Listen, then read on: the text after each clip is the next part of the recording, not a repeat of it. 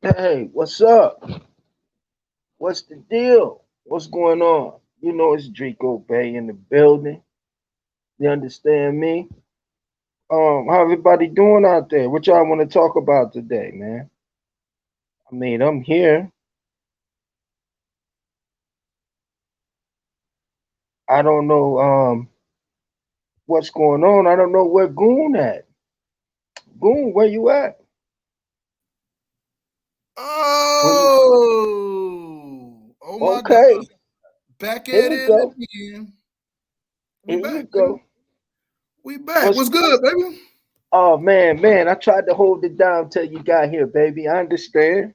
Look, I'm over here talking to you. I'm like, damn, why the hell I can't see myself on this motherfucker? Okay, Yeah, little yeah. technical difficulties, but we back. We back. Oh yeah. How you feel today, man? Oh man, I'm feeling great. Every Okay. day above 6 feet is a great day. You heard me? It is. It is, bro. It is, bro. It is, bro. Man, I'm Ha- just trying to see what these people want to talk about today, man. You know? Yeah. What y'all want to talk about today? Me and the Goon, we in the building. Thank you, Goon, man. Let me first of all, man, let me let me wipe my shoes off, man, and press the like button before I enter my brother's house. You You know, understand? Got to you make the know. proper greeting. I'm Draco Bay. It's a pleasure to meet y'all out there. I'm from a small town called Brooklyn, New York. As Kwame say, Brooklyn, Omaha. Brooklyn, Omaha. That nigga You is funny. know? Drake, so Yeah, what's up, man? What you think about I know we was on yesterday. We was on our bro show yesterday. And I hate that we couldn't talk about the fight that was coming up tomorrow night, man. Marcus yeah. Brown and beat off the Beaver dog. So what you think about that fight, man? I don't know, man. That's a good fight, man. You know what, man? It's a good. First of all, man, shout out to our brother Kwame. Um, Loyal to the uh, game. yo, loyal to the game. He busy. You know, he tied up mostly his days. Man, duty calls. You know, the husband duty and the job duty. Got to pay them bills, man. So that's For the sure. reason why we normally come on late. When we do come on, man. But we gonna make it do what it do, man, and keep coming at you. But that's a tough fight, man. 50-50. Who you got? Oh wow. I'm going with Arthur, bro. I'm going with Arthur. By a brutal knockout. I think it's gonna be a brutal knockout. I was leaning towards him, man. For some reason, I was leaning towards him. Then I said, well, hmm. But I don't know, man. I don't. I'm not even up on his what's his name? Marcus His Brown. opponent. Yeah, I'm not even up on Marcus Brown like that. He's solid, man. He had a good little buzz. He had a good run for a minute. He actually beat I think he beat Badu Jack. When Okay. Jack had that big ass gash in the middle of his head, but Yeah. he pulled it Yeah. out. But Yeah. this gonna There he be a different. is. Yeah, I know it's a good fight, man. Shout out to Daniel, is it Poro? Shout out to Aries, man. AJ, man. Munir Khan. What's up? What's Oh up, brother? man, Birmingham, England. Hey, look, subscribe to the show, bro. Please subscribe to the Yeah, show. man. Y'all like and subscribe, man. We gonna get the goon off and running, man. Y'all know him by Maurice. I call him Goon. That's my brother. You know For what I'm sure. saying? I know AJ said he wanted to get on and talk. You know what I'm saying? I don't know. AJ Aries. always welcome. AJ always welcome, bro. Yeah, Always. Anybody yeah, for that matter, man. When you come on this platform, bro, we're gonna keep it real respectful. So I'm gonna yeah. let you know before you get on here. You know what I'm saying? Like when we on other people's stuff, we gotta abide by their rules. But like on this platform right here, everybody go get a turn to talk. And Yeah. we go keep it respectful and we go keep it moving, bro. Because at the end of the day, we ain't the ones taking the blows upside the head, man. You know what I'm saying? It's Right. who you like, but just keep it respectful on this side right here. Right. Indeed, man. But I like that fight, man. I like that fight. I'm beginning to love boxing again, bro. Yeah, yeah, You know for what I'm sure. saying? I'm beginning to fall in love again, man. They had me for a minute. I kind of fell out. I kind of quit boxing, man. I started watching basketball again. Wow. Started watching football again. I started watching MMA even. Yeah, I'm a big MMA You fan now, know? man. Like shit, for real. But What I like about MMA, all this shucking and jiving, but hiding behind numbers and all that, that shit ain't going. Dana White putting on the big fights, and I do like that. But Yeah. I feel sometimes he overpowers us with all these different fights or whatever, and I don't get a chance to miss the UFC. Because think about it. Yeah. Yeah. I was born in '77. So in the I can remember boxing from like 80, the early 80s, not early, but let's just say from the mid 80s all the way Mm-hmm. to the current. And I remember, bro, every week when the TV guide used to come out, I'm looking to Mm. see what's the fight on, bro. So TV yeah, guy. we getting a lot of fights, bro. We getting a lot of fights, and I love that. I love Stephen that. Pope. What's up, Stephen Pope? What's He in the Steve building. at, man? Steve in the building? Yeah, Steve in the building. He said, "What's good?" With the hands up. Pray. Oh, that's the Facebook user. He don't want to even put his name on here for us, bro. What type of time? Oh, Steven. Steve? What's up with you, Stop Steve? playing. Stop playing, Steven. Yeah. He said AB, Daniel Pearl said AB got different kind of power. Meaning as far as what? Meaning, Actual meaning is what? yeah. The Daniel, you different hear kind of you power. hear? Yeah. So yeah. But yeah, man, it's like I was saying, bro. All of this, I love it. The back and forth with Spence, I love it. Spence and TC, I love it. So, The back and forth with the Charlo brothers and Hurd, and man, I love it. You know what I'm saying? That's that Hagler Hearns that take me back to them. When I remember sitting down there, man, and my father and them watching them fights, man, and they like, yeah, yeah, you know what I'm saying? Like that take me back to them days, man, where they used to really talk stuff, and I'd be watching the replays of Larry Holmes when he ran down the bends and he oh jumped on. yeah. Nigga had them slip and slide on when he slide Yeah, down that man. motherfucker, bro. He had them little flat shoes on, man. He had that little shiny leisurely suit on. He ran down that, man. He said, "What best matchup for the weekend is on the Zone Friday? Sorrow versus is it Mandelmove or Mandramove? Never heard of them. I'm trying to who put it up there? Daniel. Oh yeah, that is gonna be a good fight on the Yep, zone. Yeah. yep. I We got it. got I got the Facebook. I mean, I'm on the Facebook, and you probably on you on YouTube, ain't you? I just um keep. I think I'm on the stream yard. I'm on the stream Oh, yard. yep, I'm still YouTube. trying to figure out how to I'll keep you on posted on these comment. You know, on who I commenting. mean it pop up. I can hit it like this one right here. Yeah. I just hit it. So Yeah. and put it Auntie on. say these fighters put their life on the line for our entertainment. It's only right they get paid Oh, doing it at the highest level. for Yeah, sure. yeah. I don't know For if sure. y'all know this or not, man, but my brother right here, Goon, used to box, man. And You so know, he been in there.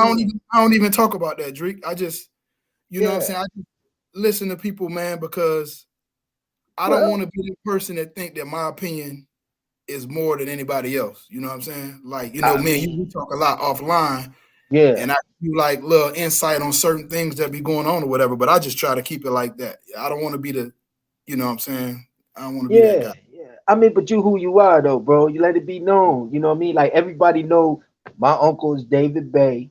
You know what I'm saying? You used to box. So it ain't just like we woke up one morning, y'all, and said, you know what, I like the sport. We actually tied in. We Yeah, I've been blood living it. related. Yeah, You know, fact. we're not married into, we blood related. So in these sports. Munir said that boxing used to be free in the UK when he was little. Oh wow. Well, we used to get free fights worldwide of sports. Remember, that's what I was referring to. Like, Yeah. oh, a fight coming on Saturday. Like the whole week, I'm just on edge because I just want to see the fight. You feel what I'm saying? Yeah. So we done came a long way, bro. Yeah. We see, and that's the thing, man. Like I remember, like I said, my dad knew the replays. I remember my dad got shirts with Hagler and Hearns on it. War, I think that's what it was called then. It was War. My dad had T-shirts. They actually went to the fight. You Yeah. know what I'm saying? So them A cats, lot of man. people where I'm from lost a lot of money on that fight, bro. A lot of Oh people that I know, man. Like, yeah, yeah. yeah, yeah, That yeah. hurt me because Hearns, So let me go on and give you the shit right here, though, bro. Uh So we huh. can clear up anything. Uh huh. I'm a fan of the sport of the boxing, but Tommy Hearns is like one of my favorites all time. Oh You know what yeah, Tommy. Yep, I'm saying? Tommy is man, real like extreme. Like I was born in actually in '83, so you know what I'm saying. I I didn't get a chance to see none of that stuff, but I watched it. You know, I Right. rewatched it once I got old enough because it was always around. So my dad had the VHS tapes. And What you he'll know pop about them that? in. Run that bitch back. Run He'll that one pop them in, bro. back. It's crazy because when I you know, when everything got to going good, I burned them on a disc for him. Oh shit. You see what I'm saying? So Yeah, now yeah, he got it on DVD and he never watch him now because this thing called YouTube. Now I put him up on that. yeah. He's oh Yup. hell, I can. What is this shit? Uh, you know, because he was used to popping in the VHS, and so now I got him on that. He don't really know how to use it, but he know how to surf through that YouTube. You know what I'm Okay. saying? Have you Yeah, noticed that like certain fights not on YouTube? You know, like back in the day, we could get any fight. yeah, yeah, yeah. It's a lot of missing fights on YouTube, bro. But a lot of his take, and I so when you say wide world of sports, ABC spanning the Mhm. globe, Boy, eh, and that boy. dude going down and he skiing and he lose his boot and flipped and all that, bro. Yeah. I seen that on the VHS, bro. Like Wow. so when you say that, I'm familiar with it because of the Yeah. VHS, man. You know what I'm Yeah, saying? man. That used to be dope. Like Drake, you don't even understand. Like, you Yeah. know, to punish me back in the day is tell me that I can't watch a fight when it come on, or if it come on HBO, Wow. and you know, like, wait a minute, Wow. what? You know, Wow. like I ain't did what I was supposed. No, you ain't what, Yeah. man, nigga. I'm about to test some shit up in this motherfucker, dog. Yeah. And the thing is, you know what, man? The same thing that is putting us on to boxing is the same thing that turned my father and them off of boxing. Because Yeah, now they don't understand, like, why ain't these dudes fighting? They don't understand that. When I sit my dad down, B House, what's good, baby?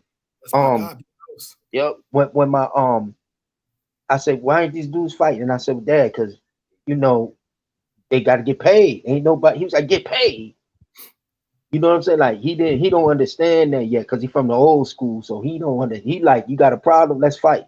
That's But him. see, but see, Drake, like, and that's what I'll be saying. Like, I'll say a little comment like, "Yo, why are we worried about it for this fight right here?" Because like, I'm about to give you a list of fights, bro. I was thinking about it, and then I want you to tell me when it was like where we are right now. You Hmm. feel what I'm saying? Hmm. Let's just say Sugar Ray Leonard and Roberto Duran. How about the second fight? Because remember they made that man fight him quick, and you know he had gained too much weight and all that in between fights. You know what I'm Yeah. saying? Any of the damn Tyson fights, even when he fought Lennox Lewis, like everybody knew that it's business and they go get their bread or whatever. Yeah. But it ain't like this. It's like I swear to you, I feel as if niggas is uneasy one way or the other. You know, we're gonna call it on both sides, one way or the other, where they don't really want these dudes in there to fight. And when I say these dudes, everybody know who I'm talking about. Yeah. Bud and EJ. You know what I'm saying? Yeah. Like, Yeah. I like both of them. But for me, I'm betting on it. I'm Yeah. betting on Bud. But I don't got nothing against Dog. Like, you know, if he win, I'm gonna be back on here talking shit. You know, it Yeah. ain't. I'm not gonna all that emotional shit. It's not gonna happen with me. But Yeah. I just see it when the talking is one sided. Yeah. And I think that's where most people get confused that when we get on, it be like a division or it seem like a division. But it ain't with us. It's we I'm a Earl Spence fan. And even when I talk to even when I talk to the Crawfords, they know they be like your favorite fighter. They be referring to Mhm. Earl. You know what I'm Right. saying? But when you get it so one-sided to even it back up to put it at 12 o'clock, you gotta lean, and it seems like we leaning more towards Bud. But really we just trying to keep it at 12 o'clock for y'all. You know what I'm For, saying? Because for there's me, yeah, go hmm, ahead, Drake. Go ahead. yeah, because if you only listen to one thing, if we get on here and just say, yeah, you know what, Spence gonna win, in and out. Oh yeah, I Yeah. agree with that. Spence got this, that. That's boring.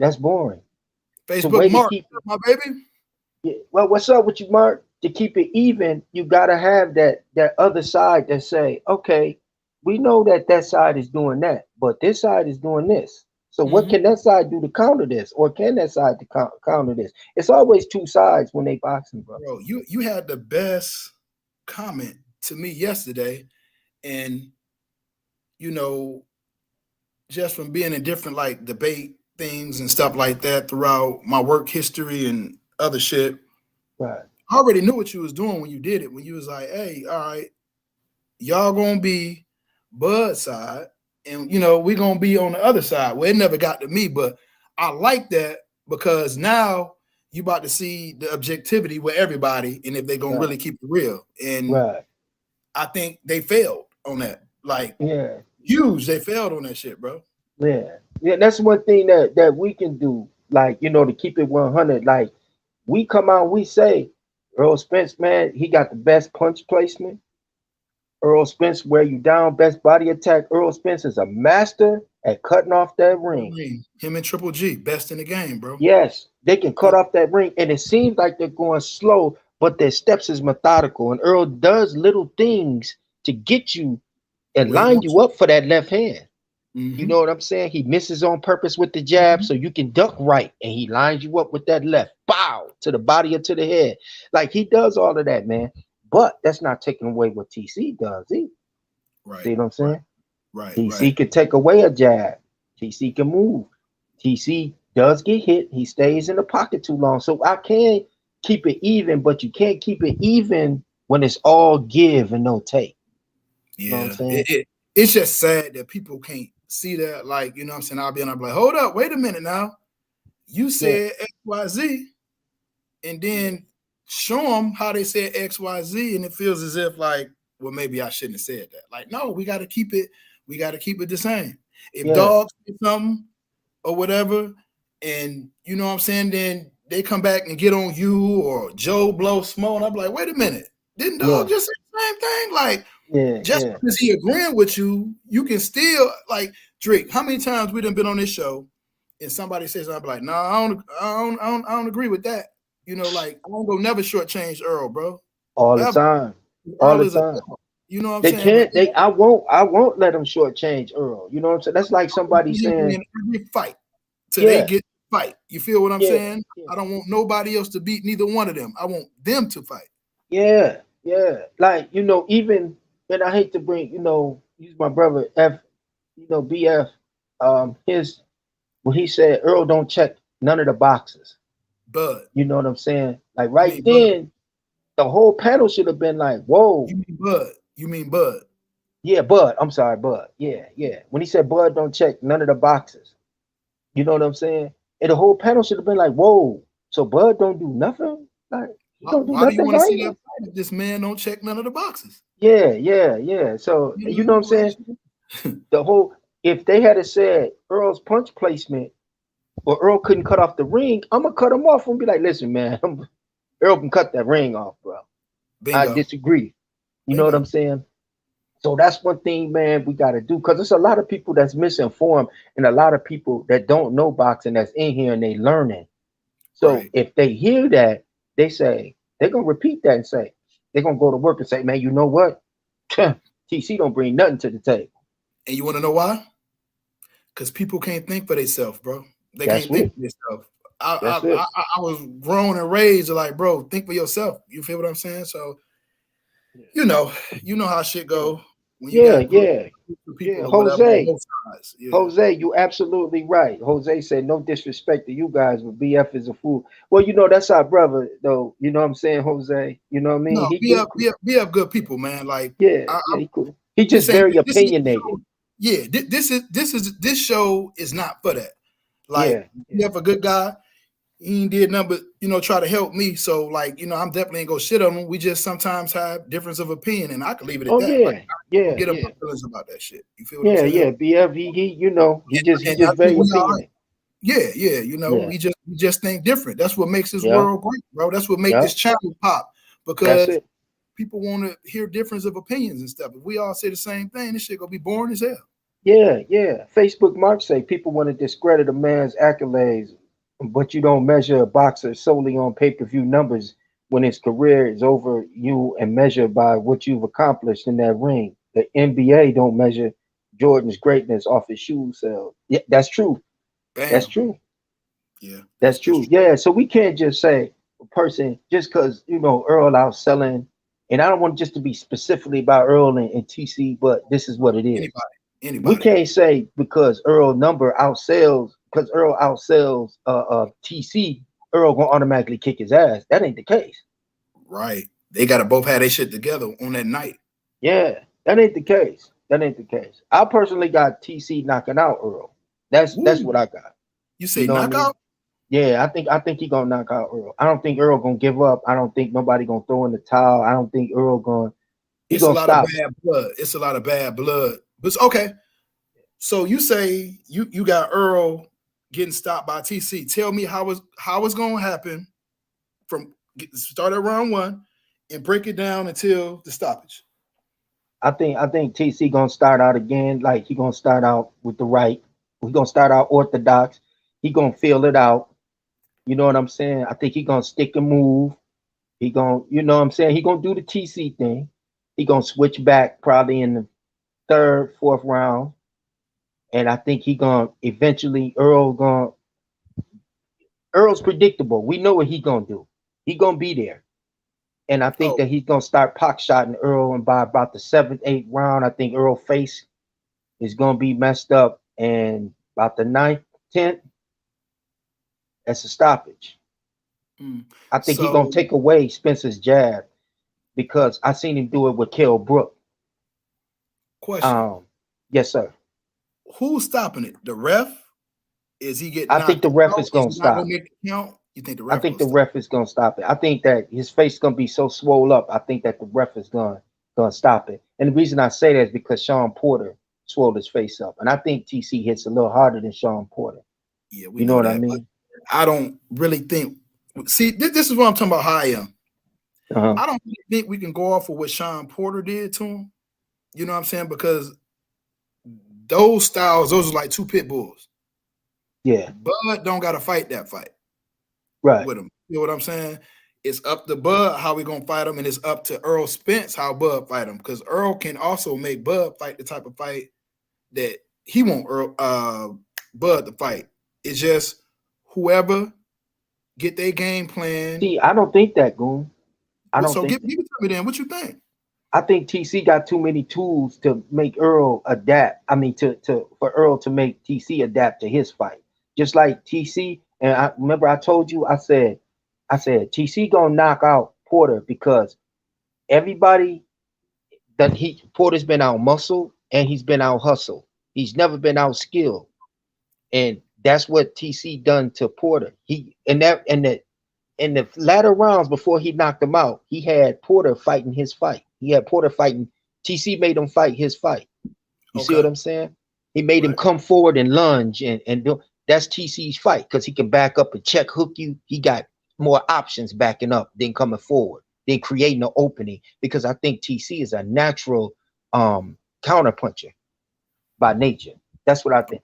Okay. Then with Earl is he falls right into it. He comes forward, he's swinging, he sees going backwards. He's a natural counter puncher. I think that's going to counter. It's going to be counterproductive to Earl Spence when he does that. I think that TC going to take away that jab because he did that with Kell Brook. He took the Kell Brook jab away and started working him. So I think without that jab, that's just another minus or another wrinkle in Earl Spence's little weaponry. And I don't think he got nothing to recover other than bulldoze, and that's what's going to leave him open for that uppercut and that check hook.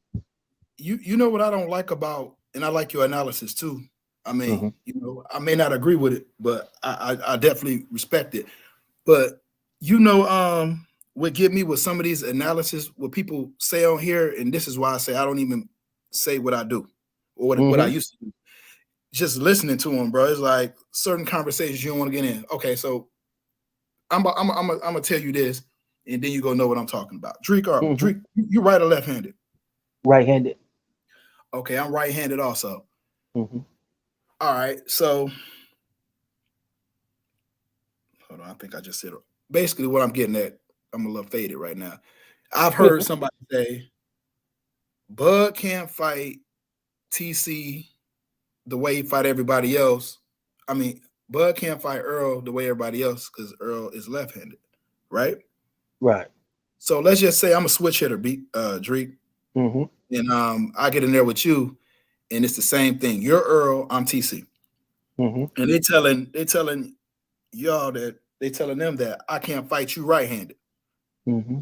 You feel what I'm saying? It's just like, bro, the majority of boxers are right handed. Right. So Right. if you at a top level like that, you got to fight a lot of lefties too, because you never know who you're gonna fight. Yeah. Yeah. So they saying just because dog left handed, TC can't fight him. I hear what you're trying to say, but that still don't even really, you know what I'm saying? Because this guy got so many different wrinkles that he can throw at you. He don't even got to fight you left-handed. Right. Real Right. for real. Like if you really want to be technical about it, that's just something that he can do. And Yeah. throwing there at you at probably like the fourth or the sixth round when you didn't got warmed up. You didn't got warmed up and you used to him fighting one way, then he switched that shit up on you. So like at the end of the day, bro, it's gonna be who prepare the best, and like and whoever better on that night. I Yeah. don't want to hear Yeah. this shit. He too big for him and all that, bro. Bigger don't mean better. It Yeah. ain't never been better. I think Earl though, and the, for the counter thing, counter say Earl got to pump that jab. I think Earl got to apply pressure, but he can't apply the same pressure that he been applying. He's gonna have to be cautious now because he in there with an octopus. He in there with he in there with a man that can fight off either foot, going frontward, going backwards, going. I mean, angling off. He's in there to the right or to the left. He's in there with a person that can switch hands and hit you at any given moment and hurt you It hurt you with either hand. because he's getting them up out of there. It ain't no doubt. TC getting them up out of there. You know what I'm saying? And I I'm like, dog, on some real shit, I was yeah one that was like worried when it came to 47 because I'm like, damn, we got Kel Brock, we got Keith Thurman, we got Earl Spence. It was some big fighters in there, and I know he didn't came up from 135, so I'm just like, damn, is he ready for 147? yeah. Yeah. To me now, Yeah. I boy, tell you what though, Goon, and I'm gonna be 100. And I see my boy watching. Keelan, what's up, baby? That's that 402 right there, man. Jose, I'm gonna get to your question, and Facebook Mark, well, I'm gonna get to yours too. And I seen him when he moved up to and Brandon House. I seen you too. Um, I seen when TC moved up and he fought Jeff Horn, and I seen how Jeff Horn manhandled Manny, yeah, and I was worried about that. I said, man, TC is little. I said, Jeff Horn, he got a good chance of pulling this one off with TC too. TC, I said, TC small, he coming up. Man, when that little dude started pop, pop, pop, and he started handling, angling off, and I said, okay, I see what this is now. When he beat Horn, I said, he can beat them bigger guys. He's oh yeah, skillful. no He doubt, can no beat them doubt. bigger guys. You know what I'm Bigger don't saying? always mean better, bro. And like, a lot of people they Yeah, always, they get trapped off into that way of thinking, bro. And then, yeah, yeah. Well, and that's true, bro. And I wanna if I can address Brett B House, our brother, okay. Detroit brother, Detroit player, 31 third, baby. Pink Gators, my Detroit players. Huh? Um, um, I when he said that Porter stopped it or his dad stopped it, he had to stop it. Yeah, he was He was about to in get hurt trouble, real bro. bad. Yeah, he was Yeah, gonna get yeah, hurt real he bad. had to stop it, man. You know what I'm saying? And see, that's 'Cause- the bias that I'm talking about, Drake. You know what I'm saying? It's sad when it really come down to the get down because everybody know what was getting ready to happen. Right? Yes, Sean could have threw a liquor house left and caught him, and Bud ran into it, but that probably was highly unlikely at that point. Like Bud is not the, he's one of the best finishers in the game right now. So when he gets you hurt, he's yeah, getting you you out out of of there. there. He You out getting of you there. out. So you Yeah, got to think, Sean Porter, not only is his dad is trainer, but that's his motherfucking dad. And that's why I wouldn't want my dad as my trainer. You right, know what I'm saying? Real shit, because like Shane Mosley dad showed me that. right. When he ain't had no answer, he didn't know what to say, and he just rubbing his face like, "Come on, Shane!" Like, bro, that's not instructions, bro. You Yeah, know what I'm saying? You might, yeah, man, tell me what I need to do to get this dude up off me till I can recover yeah, and go get yeah, his ass. You feel what I'm yeah, saying? It's a yeah, difference. Yeah, that's that, and that goes along with Haney's corner too. When Haney got hurt, his Yeah, I whole didn't like corner got hurt. that. They Yeah. was all like, because they didn't know what to do. They wasn't prepared for it. You okay? You okay? You okay? You okay? Facebook Mark, you want to come on and fuck with us, bro? I drop you the link. Drop him the link, Drake, Okay. to get on. I hate Okay. to I, see his I name, but got I you. don't know who he is. Okay, I got you. My man. But yeah, that's the only thing I don't like about that, bro. Like, they say they're not discrediting Buzz victory, but they are. Yeah, You know what yeah, I'm saying? Like, it's been a lot of people that got stopped, and we be like, damn, man, they okay, and we don't say nothing else about it. It's over with. yeah, But because dog beat them and then beat them like that, they got to find something to hang on to because they feel like their favorite fighter been slighted because he didn't do what this guy did. But man, fuck all that shit.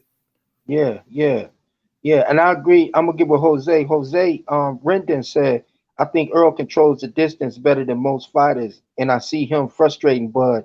But when he tries to come in, I got Earl, but by decision. I think Earl made the mistake of purposely fighting Porter's fight. TC is a finisher. Mm-hmm. Yeah, Yeah, yeah. We ain't got none. Hey, man, yeah, that's an yeah. opinion. That Yeah, yeah. yeah. Our opinions don't hold no more weight than yours, bro. Like that's how Right, you. right. And you Yeah, backed your opinion up by what you saw. So you didn't just come on and say, "Well, I got Earl." You know what I'm saying? Because he's my favorite fighter. You know what I'm saying? You backed it up with your opinion. An educated opinion of what you saw, an analysis of what you saw. So that's cool, man. That's what's up. Jose Rendon said, "Nice biggie, nice play on words, Drake." you know it. Yeah. who T just said said they he jumping jumping on? on. Who was that? T El Negro Grolo. Okay, yeah, it just say Facebook user on my end. Yeah, T and Nick Grillo. I sent you the link, T. You can get on, bro. That's what's I'm up. That's sending it what's up. right now. Boom. There you go. For sure. But but yeah, man, that's what we saying. And any boxer, man, if they get on Spence too hard, you'll see me and Goon jumping on Spence saying, "Whoa, whoa, hold on." Bro, You know what I'm because I saying? like dog. I like Spence. You feel what I'm saying? It's Yeah, just I'm yeah, only betting on yeah, this. I fuck with yeah, him. I didn't yeah, say I don't want neither one of them dudes to lose, bro. That's the fight that I want to see. You feel yeah, me? yeah. And Munir, our brother from the UK, he said, I seen a lot of partying from Spence since after the car accident. That's a factor too, Munir. Yeah, that you know what, bro? Real shit. That eye situation might have came from that accident. I don't know. Yeah, I'm just thinking out loud, like maybe, maybe not. I don't know. yeah, yeah, But that ain't nothing to play with though, if that is what it is.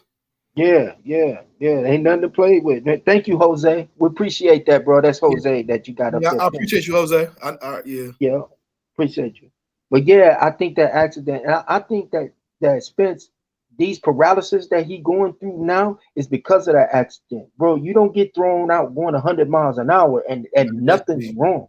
Yeah, not at Like, that speed, bro. yeah, and we pray for the good, but in reality, something is something is Look a it's little gotta off. happen. Yeah, you know what I'm saying? Like something just I don't know, bro. You know how you get in an accident, man? Me and my cousin, we got in an accident. This probably like a couple years ago, man. I'm with him. We hit some ice. Boom, slid into a tree. Bam. That black ice, you hit that black ice? Yup, yup. We jumped out the car like nothing happened. The next morning, I got up, man. I was like, Yeah. wow. I was sore. But when we jumped out, man, we jumped out and ran. We didn't have no license. He didn't have license. We jumped out and ran. We ran for Yeah, about a you already know mile. what it is. For Yeah, sure. you know what I'm saying? And Right. we got home, we kicked it. We like, oh man, what we gonna do about this rental? Oh man, you know what I'm saying? And then, but the next day, a couple days later, bro, we was like, God, man, my neck is sore. That's that whiplash from hitting that pole when our neck snapped. You know what I'm saying? So Almost died the same way one night, man. Doing like a buck 60 in a Cadillac, bro. I wasn't driving. And yeah, yeah, it was ugly, dog. it It was ugly. happened. So that I that's what without we a saying scratch, no about. Drake. I left there without a scratch. Yeah, Serious business, bro. Without a and that's scratch. and that's what we saying about Earl. We're not wishing What's bad up, on man? Earl or What up? anything. What up? What's up? What's up, fella? Be What's you, going on, man. Thanks guys? for coming on with us, bro. You said what? Thanks for coming on with us, bro. Oh yeah, yeah, yeah. No problem, man. I've been I've been wanting to do some talk, man, about the Bud versus Spence fight, and kind of my perspective. I've done a few lives, Please, and T, I'm gonna. You did the best perspective, man. If you could send that live, man, and I'll upload it on our platform, bro. You broke that fight down, bro. He broke it down in like 5 to 7 minutes, bro, and it was like can beep beep you do beep it beep. for us right now? Yeah, yeah, I can do it for you. So you want me to say who I have winning the Bud versus Spence fight? you give us the Give us breakdown, everything. Give us the and then breakdown. Okay, so I'll give a quick breakdown. I do. I mean, I'll let it be known. I am a Bud fan. Everyone knows that. I also like Spence a lot too. But I have it. I teeter in between 55-45 and 51-49 in favor of Crawford. So it's not an easy fight at all. No, sir. I just when I sit down and I look at what both guys do well and what they don't do well. To me, it just seems like Bud slightly edges him out on, I think, at least 7 to 10 different departments that I can think of. So the first thing we will look at here is adaptability. Okay, if you look at 3 of Spence's best performances, I'd have to say Danny Garcia, prior to what some people may think. I thought that was a great performance. It was a wash. Kell Brook was a great performance, and Lamont Peterson, believe it or not, was probably one of his better performances as well.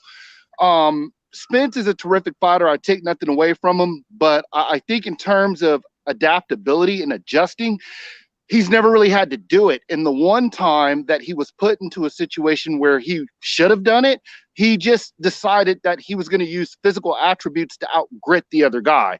And that's Sean Porter. Sean Porter presented something different than Mikey Garcia, Kell Brook, Lamont Peterson, Ocampo, and Danny Garcia had, and that was pure athleticism. I think Spence, I don't think he's entirely flat-footed, but I think against a guy like Bud, who has very awkward, smooth, slick, hard to time and read footwork, that's underrated. I think he's going to give Spence a lot of trouble with that, on top of fighting out of both stances, because people forget Bud Crawford, he's a traditionally orthodox fighter. A lot of people look at the Kell Brook performance with Crawford, and they think the reason why Kell Brook got knocked out like that is because he was shot. What it really was that Bud switches multiple times effortlessly, and Kell Brook forgot that Bud's true power hand is his right hand. So when he's expecting mentally to be hit with the jab, he's getting hit with a hybrid punch. And if you notice throughout boxing history, some of the best fighters are able to generate power through weird angles and hybrid punches that you really can't see coming. I think Bud, because he doesn't have a pretty style, his footwork and his positive attributes are underrated. I think the footwork department he edges Spence out on. I think he has a slight speed advantage over Spence. After looking, and I did a video about this a long time ago, and I said, in order for me to fairly say Bud can beat Spence definitively, I have to see him against the top 5 welter like a Sean Porter or a common opponent. Well, we got that. And what I noticed is, as Bud Crawford has stepped up with his level of opposition, his KO power has increased essentially. He not only has it increased, what else I've noticed about him in comparison to Spence are punches thrown per match, punches landed, and the amount of accumulation that is needed to essentially damage your opponents. And Bud Crawford throws at least 30% less than Earl Spence, lands at least 30% less than Earl Spence, and has shown the ability to stop common opponents in a more devastating fashion. To me, that I'm not the smartest man in the world, but if I had to look at this from an analytical lens, it would look like Burke, the common sense test. He kind of hits harder than Spence if he's able to do that with less punches landed and thrown. Now, I could be wrong, and it could be, that people have the misconception that Spence hits harder because he hits you more. So you're being punished. And Spence says it all the time, I'm going to punish you. That's his catchphrase. And that's what he does. I think with Bud, I've even, because I like Spence too, I've even played devil's advocate and asked myself, like, man, how the fuck can he beat him? Like, I've sat down and been like, all right. So his jab is definitely going to be a problem for Bud because Bud's a slow starter. So, you know, when Spence, I can tell you right now, I see Spence easily taking the first 4 rounds in the fight. I really do. I think Spence comes out, and I think he learned this from the Mayweather camp, to run immediately to the center of the ring, use his posturing and his presence to take control, and then push off of that with this jab. I think as he does that, Bud Crawford will get tagged. I think he'll switch a few times to try to negate Spence's jab, and then he's going to figure him out from a footwork perspective and say, this is where I can get you at. So I have a reach advantage over you. You have a more domineering presence. You're a little taller. You're a little wider than me, but I can out-angle you. And if I can out-angle you, that means I can switch to southpaw just like you, and then I can counter over your jab as you come in, draw you in because you're an aggressive come-forward fighter, and then I can counter you again using lateral movement. And when he starts doing that, eventually what I see happening at some point is Bud using those same angles to be able to push Spence back. We've seen him push back by opponents of far less caliber than Terrence Bud Crawford, even smaller fighters than Terrence Bud Crawford. It's not necessarily a bad thing, but it'll be bad against Bud because what I see him doing is as he's being pushed back, he's going to go into the high guard. Now, this is another key difference between Errol Spence and Terrence Crawford that I've noticed, that Spence tends to not offer resistance while in motion moving backwards. That's a concern because what's going to end up happening is he's going to leave his body open to counterattack. Bud has shown that he will take advantage of that, and Bud does offer strong resistance while in motion, moving backwards, moving side to side, switch hitting, using weird angles, etc., etc. So I think it's a fantastic fight, but we're talking about adaptability, speed, ring generalship, footwork, using all the real estate of the ring, being able to counter, speed, power, ring IQ in general, and then the hidden attribute that we don't talk about. And this is in no way, I don't want anyone to take this the wrong way, okay? There's nothing wrong with Spence being a family man. There's nothing wrong with them being a father. There's nothing wrong with them having a loving father, okay? But when you talk about how these guys grew up, the shit that they went through in the streets, the struggles that they went through, I don't think his upbringing and his conditioning compare to what Bud has gone through. What's even scarier about Bud is that he's not overly emotional and out of control of his skill or his emotion in the ring. He can channel that properly and still maintain his skill and his wits about him. He's not like Mike Tyson with it, because Mike Tyson had a traumatic background that didn't save him because he didn't know how to channel it properly. I think when you have a guy like Spence that's going to push you as hard as Spence is going to push Bud, Bud is going to have to draw from that dark, traumatic place inside of his soul to pull this out.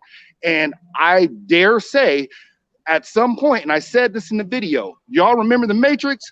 When Morpheus told Neo, hey, I won't lie to you, man, at some point, someone's going to have to fight him, okay? and he said, everyone who has stood their ground against an agent has died, okay? Errol Spence is going to be that agent in the ring. He is going to make Bud Crawford. There will come a time in that fight where he will corner him. He will have nowhere to run, and he will have no choice but to sit down on his work and fire back at him for dear life. And when that happens, that's when we see the upbringing, the trauma, the digging to the dark place of his soul come out, in my opinion. And I think potentially, I'm not saying this definitively, but I think potentially he could pull from a grittier place than Spence and outdog him on the inside. Now, am I 100% right about that? We won't know until we see it. But that's my perspective. I think it's a great fight. I think Spence is terrific. I think Bud's terrific. I just think Bud has a few more adaptability tools in his toolbox that he can use and has shown that he can use. And I think with Bud, you have to mentally confuse him. And I'm not so sure that Spence can mentally confuse Bud. He can physically try to impose himself, but Bud is a more cerebral fighter. And I think that's how you beat him, which is why, honestly, I think Boots Ennis can beat Bud. So that's my assessment of versus Crawford. And I respect anyone that thinks Spence wins, because it's not irrational to think that Earl can win the fight. Right, for sure. Okay, T. I mean, what we supposed to say after that, bro? Yeah, that was a breakdown. For sure. Yeah. Hey, Jose, man, thank you, man, for the cash app. Shout out to Jose, y'all. And I got my man on here, bro. What's going on, Facebook, Mark? What's up, y'all? How y'all doing, man? Oh, we doing good. We doing good, bro. How you doing? Man, I'm doing great, man. I can't complain. I want to say one thing to T, man. T, you did that breakdown while you was walking, man. I know, right? Well, I give you guys a little background on me, man. Part of the reason why I'm able to break stuff down like that, and this is in no way a brag. I was never a professional fighter, but you know, I was a Muay Thai fighter. I did Tong Sudo, Muay Thai, and boxing for over 25 years. So I kind of got an eye, you know, for fighters and things that they do well, things that they don't do well. Like I said, I ain't a pro. I don't claim to be, but I got a little experience in the combat world. So that was a hell of a breakdown, bro. Now we see why you can break it down like that. Out of your lenses, that's what you see, bro. That's dope. Yeah, appreciate that too, bro. Appreciate. Oh, no problem, man. And like I said, I respect everyone's opinion. I like I said, it's one of those. That's why I want to see it so bad, man. Because it's one of those fights that this has the potential to be Marvin Hagler versus Sugar Ray Part 2. Essentially, it's that good of a fight, you know. Yeah. That's what's up, man. That's what. Who we got down here again? I'm sorry, my brother. I cut you off down there in the corner. Who is that, my brother? Introduce yourself again. I'm sorry, man. My Mark, man. Okay. What's up, Mark? You got a Facebook? You got a kind of like where can you be reached and all of that? Or you on YouTube? Oh, you know, yeah. Well, not really. I ain't got no YouTube page. We just want to give you a shout out, man, and tell us where we can find you and everything. Man, I'm in Birmingham, Alabama, man. You know. Okay. Oh, okay. You down there where the 4 little girls at, huh? Yeah, man. Yeah. Okay. Martin Luther King, man. That's what's up. For y'all don't know, 4 little girls. They bombed the church and the 4 little girls. The 4 black little girls got burned up or blew up down there in the church. So you know what I'm saying. Little history on Birmingham. Little quick history on Birmingham. And how long you been watching boxing? Man, I've been watching boxing since the early 90s. Okay. Early 90s. That's what's up. Who's your favorite fighter, if I must say so? My favorite fighter is Floyd. Right now, it's Bud, obviously. But I grew up being a Floyd fan. And actually I like all the boxers, but Floyd was my favorite out of everybody fighting because of his different styles. He could adapt to any style and just overcome anybody with just his speed alone. But he was so smart in the ring once he got older that, you know, it was hard for anybody else to beat him because they didn't have the same IQ as him. And he, you know, he got that from his dad and his uncle, you know. So like with a combination like that, I mean, and to go along with what y'all said earlier about, you know, like Porter having his father in his corner and all that stuff, you know what I mean? That's good for, like I say when you first coming in and you getting your feet wet and you know you going along and you gaining championships, but at a certain point in time, you know, like Floyd did, you know, Floyd had to get away from his dad, you know what I mean? Because his dad, his dad was hurting him in the corner because like of the advice he was trying to get. But his uncle came in, and his uncle was more like not just a family member, or he was more like a boxing advocate, like a real manager, like a real manager, a trainer, you know what I mean? And he got out of the way of Floyd being his family, and he got down on him as just solely a boxer, you know, like, and that worked out better for him because I believe if he was stuck with his dad, he would have got beat a long time ago. But you know, like when his uncle came into play, it was you know, I'm not gonna be your family, I'm gonna be on your ass, you know. Like I seen him in fights where let's see, what was that fight with Sugar Shane? Roger slapped the hell out of him. When Shane wobbled him, right? What his uncle, when he got back in the corner, what his uncle told him? He said, "Stop trying to fight that nigga, man. Box his ass." Yes, you know? What he told him. Yeah. Like, and you can hear from the side of the ring, his dad telling him, his dad to tell him like, Floyd, keep doing the same thing you're doing. 9, 7, 8, 9th round, he gonna be out of here. You know, like that's the type of stuff. That's the type of stuff like Porter's dad to tell him or some shit in the ring. You know what I mean? Like when he gets wobbled or something. You know, instead of telling him the right thing. You know, like. But like going back to what we were saying though. I'm a Bud fan, big Bud fan, man. But I also respect the other boxers and their abilities. Like I respect Spence. I love the way Spence fight. You know, I love that he's a dog. He's a pressure fighter, and he don't take no shit. You know, but at the same time, like Jose was saying, I could see where he could be easily broken down because, like I say, man, like I feel he's a one-dimensional fighter as far as like when he has to fight and adapt. You know what I mean? Like he when you get in the ring, I haven't seen him against another opponent that had the skill set of Bud. You know what I mean? Like right. Bud has been in the ring with opponents with the same skill set as Spence. You know what I'm saying? Mm-hmm. And has had to adapt, overcome, and outbox that person. You know what I'm saying? But as far as Spence, man, I ain't seen him in the ring with nobody with the skill set of Bud, man.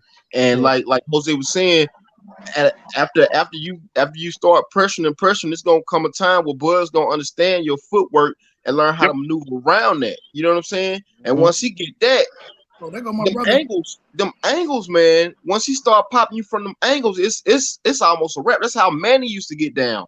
Once Manny start coming at you with them angles, bro, because he'll start pressuring you at first. He'll start coming forward at first, like in the Who was that? I think the Cotto fight is probably one of the best examples of that. Yeah. He once he started pressuring, he'll pressure. But once he started cutting at angles, man, it was so Cotto couldn't do nothing with him. You know? Yeah. He started beating up. But hey, bro, I'm Puerto Rican, man. That fight hurt me to my core to watch, man. But I knew what time it was. T be talking that stuff too, man. He get to talking Puerto Rican on there, man, and I be losing me. Oh yeah, and he get to talking Spanish, bro, and he be losing me, bro, because I be like, wait a minute, shout out John Applegate, yeah, you know what I'm saying? What's up, John? But yeah, man, I agree with you, man. But listen, I got one more thing to keep it interesting. What if Spence is able to get to the body? What if Spence is able to do that? I'll offer something real quick on that, and then I'll let everyone else speak if that's okay. Yeah. I think history has shown that that's probably not going to happen here. And the reason why I say that, I'll give you a prime example. Triple G is stronger than Earl Spence Jr. His jab is a lot more powerful. He is very textbook like Spence comes forward and delivers a punishing body attack. When he fought against Canelo Alvarez in the second fight, and even the first fight, if you notice, he abandoned the body attack altogether. There's a reason behind that, because Canelo is somewhat of an expert counterpuncher. So that's kind of his bread and butter. He draws you in with this head movement and makes you miss, and then he catches you, right?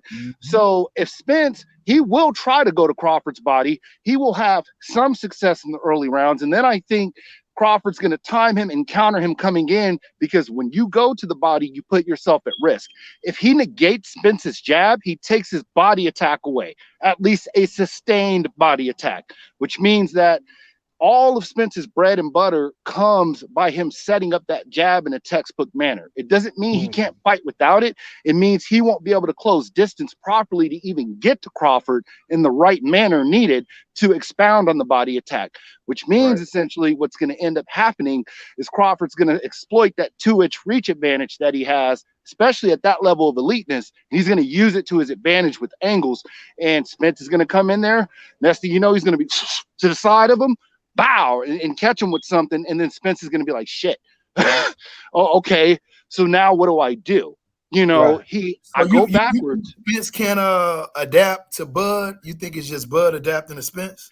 I think that's I wouldn't say the only, but the main reason why I think Bud beats him. I think they're 1A and 1B. They're pretty comparable in talent. Bud just has more tools, and his ability, his style. There's a reason why I just named 3 of Spence's best performances, and they were almost cookie cutter in nature. Not a bad thing, but that's just how he is, right? Mhm. If you take Bud and how he fought against Molina, Bud and how he fought against Horn, Bud and how he fought against Gamboa, Totally Bud different. and how he. So all of his performances are different because his style is literally chameleon-like. What he does is he sits back, he downloads information, he watches your footwork, your shoulder movement, your patterns, and then usually by the 4th round, he's like, got you. And then he realizes what you do well, and then he takes it away from you. So his style never looks the same because it's totally based off of what his opponent does well, and all of his opponents do different things well. Okay. What you So think? you saying that? Go ahead. Go ahead, Drake. Go ahead, Drake. Go ahead. Okay, so you saying that he has more? You think that he's gonna be able to adapt more? He's chameleon like as far as TC goes. Like he can adapt to any style because of his skill set. Yeah, I think the and for that, yes, and for that reason, I think that's why I have Boots in is slightly above him, and it hurts me to say it, man, because Bud's my favorite fighter. You shouldn't. But It Boots, shouldn't hurt you to say it. It shouldn't hurt you to but, say it if that's how you feel. I mean, just saying it, it's an expression, you know, like damn, like I know he's gonna, I damn near know he's gonna lose that fight against Boots. Wow, really? You know, well, this is why I said there's only one reason I don't know it definitively yet. I haven't seen him get cracked yet. I need to see Boots get hit hard right in the chin and see how he can take it before I can definitively say he'll beat him. Well, Yeah, I think a lot of us get caught up in the little flash and everything.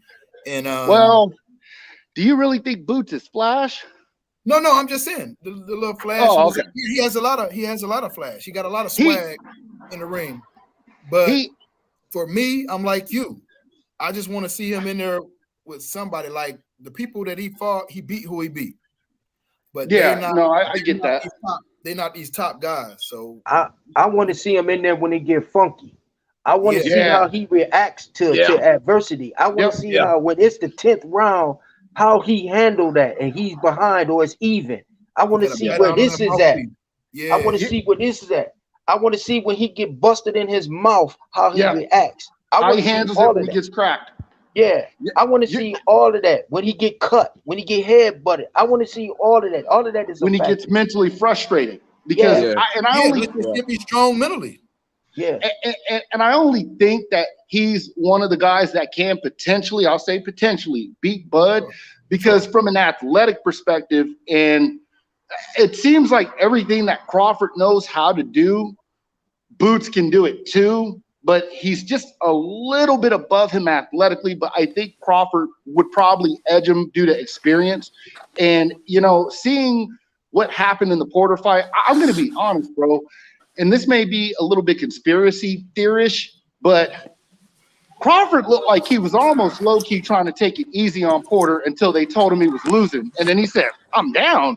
And then out of nowhere, he goes right in there in 15 seconds and floors him twice. And it's just listen, bro. Okay. Mark and Goon, I was just saying that to Goon earlier. I said, like, that's crazy. That's Jordan level, Kobe level type shit. Exactly. Yeah. And even when he got hit and got staggered and got hit, and he said, okay, you hit me, boop, you're out of here. You know what I'm saying? It's like, man, I dare you hit me, man. You know what I'm saying? That's why I know we haven't seen 100% of Bud yet. And that's what's kind of scary. We know how Spence is. I think Spence is peak. And I think we've seen the best Spence because he had the shag. I think that's the best Spence that we gonna get. I disagree. You do? I disagree for the fact that the Spence that we have now fought better competition than that Spence. Yeah. Well, yeah. I can agree with that too. But I think that best Spence was Spence with that shag, bro. That was that explosive Spence. That was him turning. You know what I'm saying? For real. I came here to a Bud group. What going on, man? Oh, it was just man, the other we way need last you. night, man. Don't worry about it. We need you. It was the other way last night. Yeah. Now, since we got AJ in here, AJ, what's your analysis? Kwame, is that Kwame over there with the Kwame here. Kwame. What's going on, bro? AJ, what you think about? Now you heard us talking. What you think about the fight? Like who save it for who you got winning? T, I who missed. you got? Is T on it? T, how you got Bud winning? UD split Give me just. decision. This is going to come as a surprise to some, but due to Spence's style, due to his aggressiveness, and due to his dog and inability to beat unless hurt, I got to be honest, man, and this is not me being biased. I see Bud potentially being able to stop him.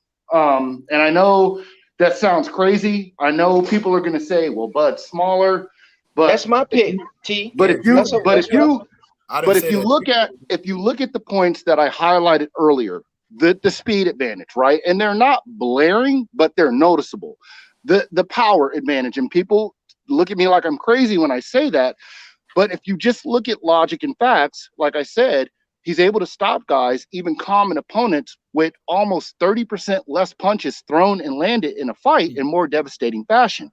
You know, like I said earlier, the narrative that he knocked Kell Brook out in that manner because he was just shot to the eye is false. You know, he switched, went orthodox. His power hand was in front of him. Kell forgot, and he got caught with a hybrid punch with Bud's true power hand. That happens, you know. What? If Spence showed me the ability, and you know what, I'm going to be 100% honest here, you know, and Black Fight Fan TV has kind of, me and him have had some banter about this. He's always told me, well, maybe Spence can get in there with Bud, and Bud can bring something out in Spence that we haven't seen before. Maybe he can fight in motion while going backwards. Maybe he can use his lateral movement and get to the side of Bud and do things we haven't seen him do, but I haven't seen it yet. And if we're going to say that Bud's the only level of competition that can bring that out of him, then we're diminishing Spence's other wins against previous opponents and saying they're no good, essentially. And I don't want to do that, right? Because I don't believe that. I just believe styles-wise, I think Spence is a pit bull. I think Bud's a starving junkyard dog. Like, I think that's the difference between the two. Like, I think they're both game dogs. I just think, like I said, Bud, I think he fights from a meaner, more traumatic, more painful place that's channeled properly. I think style-wise, like I said, Spence doesn't know how to retreat and do the things needed to eject himself out of a firefight properly. I think he's going to let Crawford draw him into something. And I'm going to be honest, this was the reason why for 2 years, I was actually one of the Bud fans who called for this fight to happen at 154 instead. People don't consider this. I think Spence has overstayed his welcome at the weight class. I don't think he belongs at 147 anymore. I don't. And I think Bud has grown into the weight class beautifully at this point. Yeah. Like, I mean, I'll be on that last part. I truth be told, I don't really want to see it at 147, man, but we don't have a choice now because Charlo is going for undisputed at 154. So it's like, fuck, man. You know, I've always wanted to see the best version of Spence against the best version of Bud. And I'm not saying we won't get it, but a part of me can't, the analytical part of me can't help but wonder if he's not going to be who he was because of overstaying his welcome at the weight class. You know, I don't even think it's the eye injury. Spence has shown the ability to come back from an injury tenfold. People underrate that performance against Danny Garcia. He tore Danny up. Okay. Danny just has a titanium chin. So I mean, shit, man, Danny's a hard guy, you know, to go in there and stop. Right. Shit, he tore Peterson ass up. Yeah, yep. he did.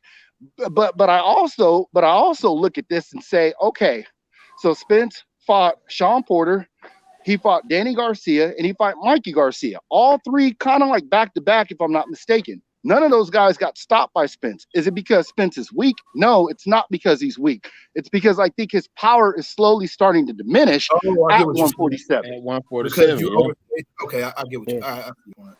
Yeah. It's possible. AJ, what do you think? I think I'm in the wrong goddamn group chat.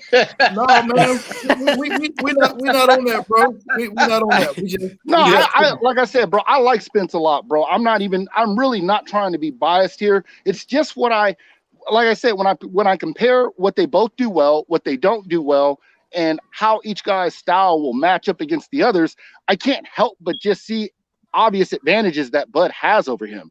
I mean, Spence is a pressure fighter. He has a terrific jab. He comes forward and he's relentless to the body. But if we say that he's just going to use those things to stop Bud, we're completely negating the fact that Bud has shown the ability to adjust to almost everything that's been thrown at him.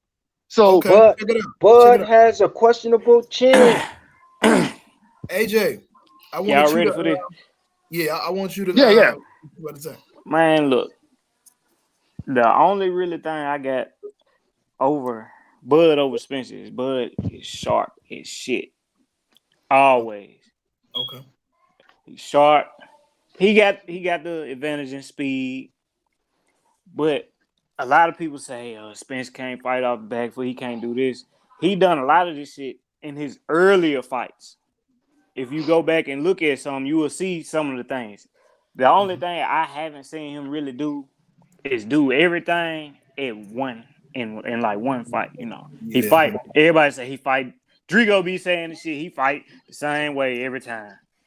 That's not true, man. You gotta go back and watch some of them older fights. Some of the guys that he didn't knock out. Then when he was knocking everybody out, you will see a lot of shit. I had an argument with some nigga not too long ago. This nigga gonna tell me Spence ain't never did a damn pull counter. He said, that's a lie. Yeah, that's a damn lie. That's a lie. I dropped it like That's 3 a lie. times.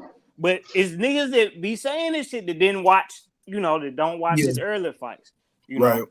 I mean, he did it multiple times with Vargas. I dropped the video. That's one of Earl's really pet peeves right there. That's how he fucked Mikey up so bad. He countered him at least 12 different times in the fight within the first 6 rounds. Yeah, that boy scared to do anything. He took an additional step back off his jab, drew him in, countered him at mid-range, drew him in again and pull countered, and then started the onslaught. Kwame. And see, a lot of people don't, like you said, Mikey was in that motherfucker to survive, man. Yeah, he was defensively minded. Survival mode, for real. I don't think it wasn't just his power diminishing or nothing like that. But I mean, shit. And then just the style that he fought, he wasn't. I don't think he was just bulldozing Mikey like that. He was just kind of just boxing him, kind of touching him. A lot of arm punches. He ain't really sit down on a lot of punches, man.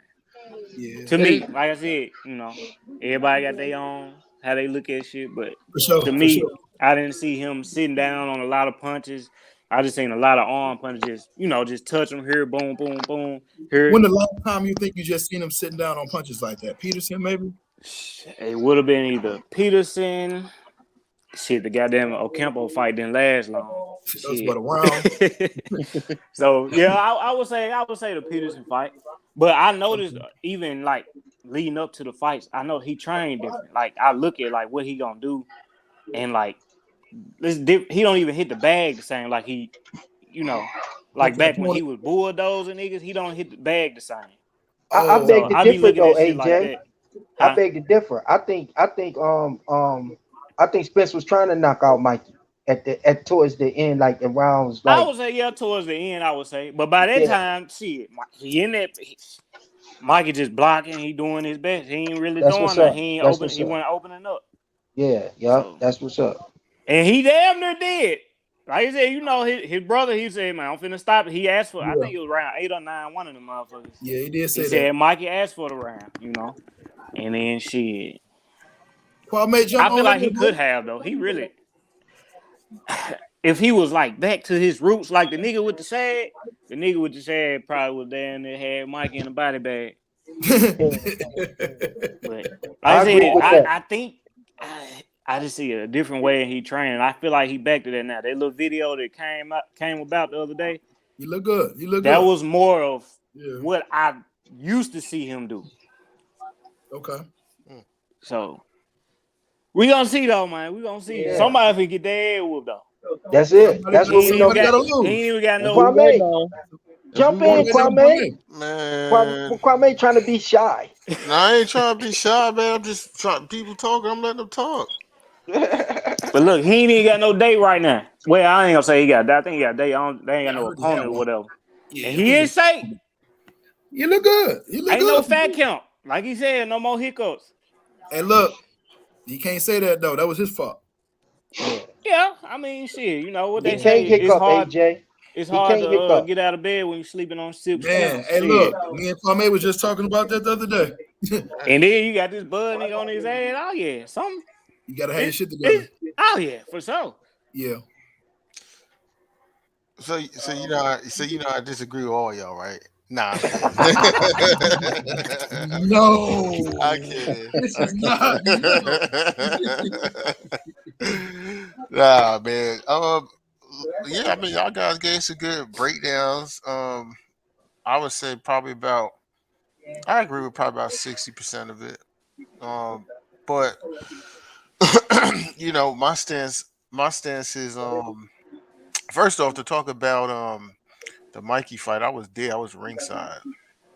Like I was literally like I was right where the press was at, and I could see that was like the first boxing like live match that I was able to like see the actual energy and tension between the two fighters, like them staring in each other's eyes and concentrating. Like it was like I was like almost like it was sparring. Like I could feel it. You know what I'm saying? Was you sweating, bro? Hell no. For what? What was it to Man, I sweat be about? sweating, bro. When I went to see, man, I was so intense. I act I, like at the, I'm like that at I'm only like that at home oh, okay. when like Drink your ass hype anyway. yeah I'm like that at home like when it's a fighter that I'm emotionally invested in like Tank fight against Cruz. I was like that. I mean, from the time the bell rang, my wife like calmed down. Like I could feel my blood pressure going up. You know what I'm saying? Like Wilder and Fury, same thing. Man, true fight fan. Yeah, you know what I'm saying. Spence fights, I'd be like that. You know what I'm saying? But I say Mikey, he definitely tried to stop Mike. He just couldn't. He was look after I was at that fight.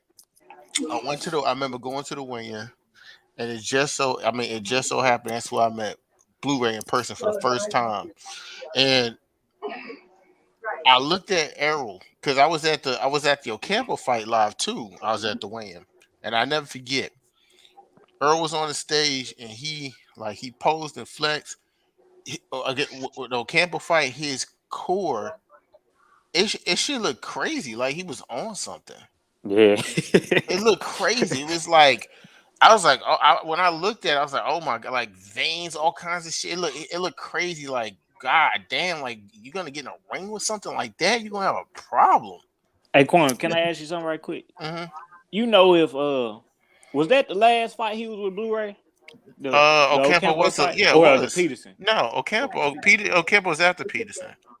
Okay. So Yeah, which that was the fight after Peterson. That was the last fight. And then when I saw him at the Mikey fight, he looked. I looked at Blu-ray, and mind you, it's the first time I met this dude. I looked at him. I said, Blu-ray, he ain't work with you. And Blu-ray said, well, he laughed. He said, well, what make you say that? I said, look at him. And he didn't say that. He just like put his head down and shook his head and laughed. You know what I'm saying? And I found out after they didn't work. But after the weigh-in, everyone headed to Papados because back at that time me and RTB was still cool. But we went to Papados. I'll never forget. We go to Papados, we come in. This is when, Derek ain't no longer like and this is the Mikey fight I'm talking about now. Derek ain't really effing with Corey. So when we walked up to Papados, I'm there with Corey.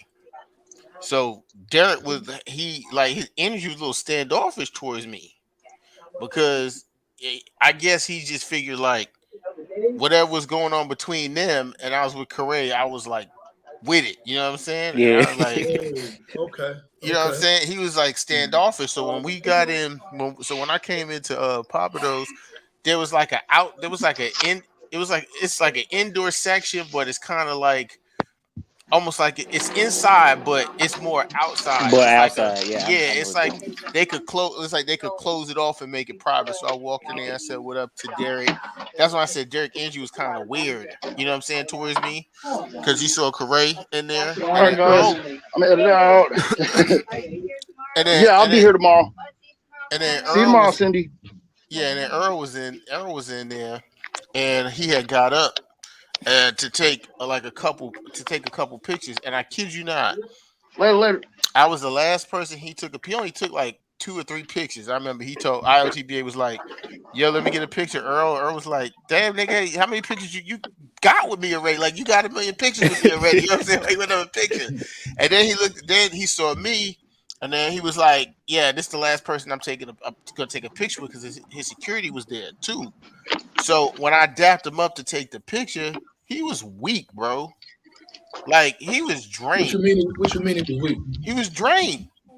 He was weak. When I dapped him up, you could, You already get it. it's like anybody going. You get him a pound, like as a man, you know what I'm saying. You kind of feel they strength. The dude was weak. You know what I'm saying. And when I'm at the fight, I'm watching him fight. He had his jab going. He was doing everything he had to do, but his power wasn't there. It wasn't the same. The power was not the same at all. I mean, to the point where his dad after the fight told him like he didn't have the same impact on his punches. His own father told him that. You know, I remember in the ninth round, that's when he tried to like pick it up on Mikey, and I believe he tried to stop him. He just didn't have it. He ain't, Now, he ain't have it. Punches didn't sound the same either. excuse me, gentlemen, real quick. This goes back exactly to what I just said, man, earlier about how I was one of the Bud fans that was like, nah, man, I wanted that 154 because I just feel like, and maybe I'm wrong here, man, but Earl is not a weak fighter. You know what I'm saying? He is a powerful fighter. I just I feel like, man, I don't know, man. I feel like he has overstayed his welcome at that weight class, man. What do you guys think about that? Well, I would kind of agree with that, but I don't like to speculate on things because if that's what he's fighting at, that's what he's Yeah, fighting at. You know what I'm I saying? don't think he'll put himself in a position where he'll just like be that weak and He was you know supposed, yeah, he was supposed to long since been out of there. You know what I'm saying? I yeah. mean, yeah, if Danny Garcia, Keith Thurman, and Sean Porter would have fought him back when they were supposed to fight him, he'd have been Yeah, gone. he'd have been Oh, gone yep, by now. he'd have been I gone yep. by agree. now. I agree. Them Uh, niggas ducked the hell out of him, bro. yeah, God, man. you know, he had the accident, COVID, more things to prolong everything. So I thought him and Bud were gonna fight in 2020, to be honest. But he had the accident. Yeah. COVID came and a bunch of stuff. Bob So, Arum, hmm Bob Arum. you know, you I know, mean, but I don't look. I don't disagree with people feeling like Bud can win because he definitely can win that fight, and I can see how he's heavily favored. Looking at momentum of where the fighters are at right now, like Bud having the knockouts, how he's looking, and like I see it, but I say this and I say it again. What I saw from Terrence Bud Crawford against Sean Porter made me so much more confident at the matchup because I have studied Terrence Crawford and how he fight. I see what he does, and all I'm saying is that even Sean Porter was getting in Terrence Crawford's wheelhouse, but Sean Porter offense isn't the greatest. He's a shorter fighter. He's very similar to like with the reach, and I said this when I picked him to get stopped in that fight. Um, yeah, you and me both did. I picked, Yeah, we both did. yeah, I picked him to get stopped, and I said number one, that reach is going to be a problem, but it's really great with the whole distance thing. Like he's really good at finding his range and finding his distance. Sean Porter's going to have to lunge in there, which he did and got clipped up from lunging in there. And Sean Porter didn't stay disciplined down the stretch in the fight. Crawford found a couple things. I saw it. He scored a good body shot. I think it was like in the eighth Yeah. round. And then also towards the end of the eighth round, he started to touch Porter with his left hand. So if you go back and watch the fight in the ninth round, he came out like kind of aggressive, and he started throwing the same punch with his left hand because he found something.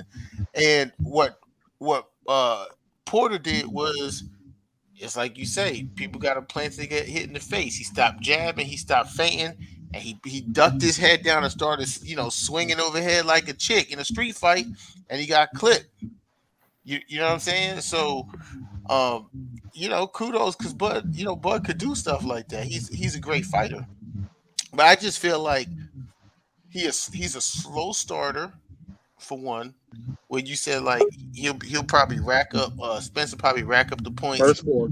in the first four, but the problem is doing that against Spence is an issue because Spence is not your typical guy just to rack up points in the beginning.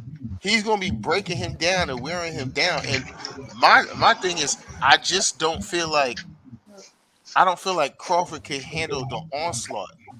I feel like it's going to be very similar to the Kell Brook fight with Errol Spence. Crawford's going to have good moments in boxing. He going to hit Spence. He going to clip him a couple times, and I just feel like Spence is going to stay on top of him. And the problem that Bud has is when he get hit, he wants to engage in a fight. Yeah, He wants to engage, and Spence is going to be on top of him, and he's going to drag him into that type of fight. Yep. He's going to drag him into that type of fight, and I don't feel like Bud I don't feel like he's just durable enough for that. That's just my personal opinion. I feel like those two guys are going to wind up trying to kill each other, swinging for the fences on each other, and I don't feel like Bud Chin. Okay. I don't think feel like it's gonna hold up. I can't fully disagree with Kwame on this because what's funny is he said some of the same stuff I said, that Spence will essentially drag him into a firefight and Bud will be left with no choice but to stand his ground and fight. Now, what's interesting about this is we don't think, or general consensus is that Bud won't be able to handle the onslaught, but then that's where I think the footwork advantage comes into play to deal with that, to partially negate the onslaught that's coming forward, because the jab is also coupled with Spence's footwork, essentially. That's how he's going to lead his way into Bud to get inside, to do the onslaught, the damage to the body, et cetera, et cetera. If Crawford steps it up a little bit, because remember, his style seems to be based on adapting primarily, and he adapts to what Spence is using to set up the onslaught and takes that away from him, then we could see a very different fight than what we would initially think it'd be, right? I say that Spence could take the first four because I have confidence that Spence can do a very good job against Bud in the early rounds. As a matter of fact, a lot of Bud's opponents have done a very good job in the early rounds against him. But Spence's tempo will essentially force Bud to turn his tempo up. So this may come into a situation where we see a totally different version of Bud, where he already comes out ready for a high work rate style and increases his work rate essentially. And, even though Mean Machine was not a top 5 ranked welterweight, he was top 8, and he showed that when you turn the heat up on a guy like Crawford, it seems like Crawford has several different gears, is what I'm getting at, essentially. And I'll be honest, while I have Bud winning, and while I have a possible, not a definitive, stoppage on Bud's end, I wouldn't be surprised if this fight ended up a draw and we somehow got a trilogy out of it. Wow. What you think, JR? What you think about that, JR? What's up, fellas? That's a good point. That's a damn good point. That last one at the end, the trilogy. I could see that. You think Spence body can, he said he only had 2 fights at 47. So y'all talking trilogy. Yeah, I don't see that. No, they'll definitely have to move up. Yeah, I can see him moving up. Okay, so not just at 47. It's really no point. So one question I got for you guys, Kwame, if you want to answer this first, you can. And I think I posted this in the group. If, let's say, Bud does manage to beat Spence, do you guys think that he can move up to 154 and take Charlo? No. But Yeah. No. I mean, he got a shot, but Charlo's power. yeah, I think he gonna go Yeah. to sleep, fam. Hey, Bud Yeah. gonna outbox his ass for a minute though. he got to get That'd in be a that good ass division like fight. he did at 47. That'd He be- gotta work his way I up. low key want to see it. I think Yeah. it'd be a hell of a fight. He called him out, didn't he? Charlo can't box though, so he got a chance on that end. But that Right. power, Charlo hit him with Explosive. something, man. It'd be like, oh Yeah. shit. that power shot. Yeah, and that's again my thing is when you talk about like Spence starting quick and Bud being able to like negate stuff with footwork. What I'm trying to tell you is in the first 4 or 5 rounds, you know, it's happened to Kell Brook. He's gonna slow Bud down. Like he's gonna Kell Brook. What people don't see right with Kell Brook. Sometimes I get annoyed when they make the excuse that Kell Brook wasn't the same and all this in that fight. Kell Brook was such a strong fighter that even when Spence knocked him down, he didn't even really like get knocked down. He kind of went down on the right. The dude was very he's a very big, very durable guy. That guy took big shots from Errol Spence, huge shots. He took huge shots from Triple G as well, and that's why I try to challenge y'all when y'all be like, okay, well, it wasn't that his punch resistance was still there. It's that Bud threw this type of punch. No, bro. There's no way you could tell me that a guy in Triple G who was like one of the biggest punchers in the sport, who was 2 weight classes above him technically, never had Kell Brook out on his feet at no point. I mean, he was going to be in some real serious trouble because he was having some problems.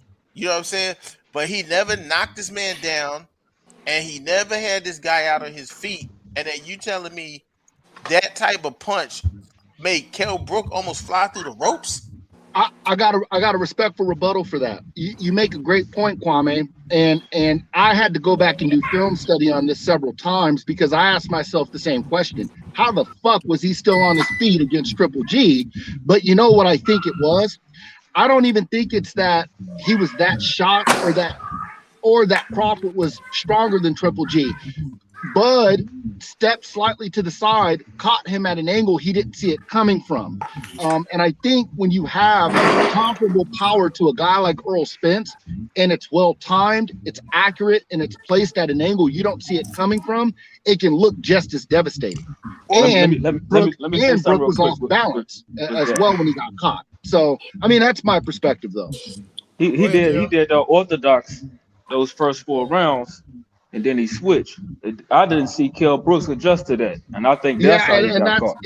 An excellent point, and that was actually one of the points I touched on earlier. That Brook had Kell Brook didn't notice that Crawford actually switched several times throughout the fight. Like I've done film study on Bud, and what I've noticed is that people have this weird misconception that he only switches once. Bud will switch like 5 to 10 times in the same fight, and it's so seamless.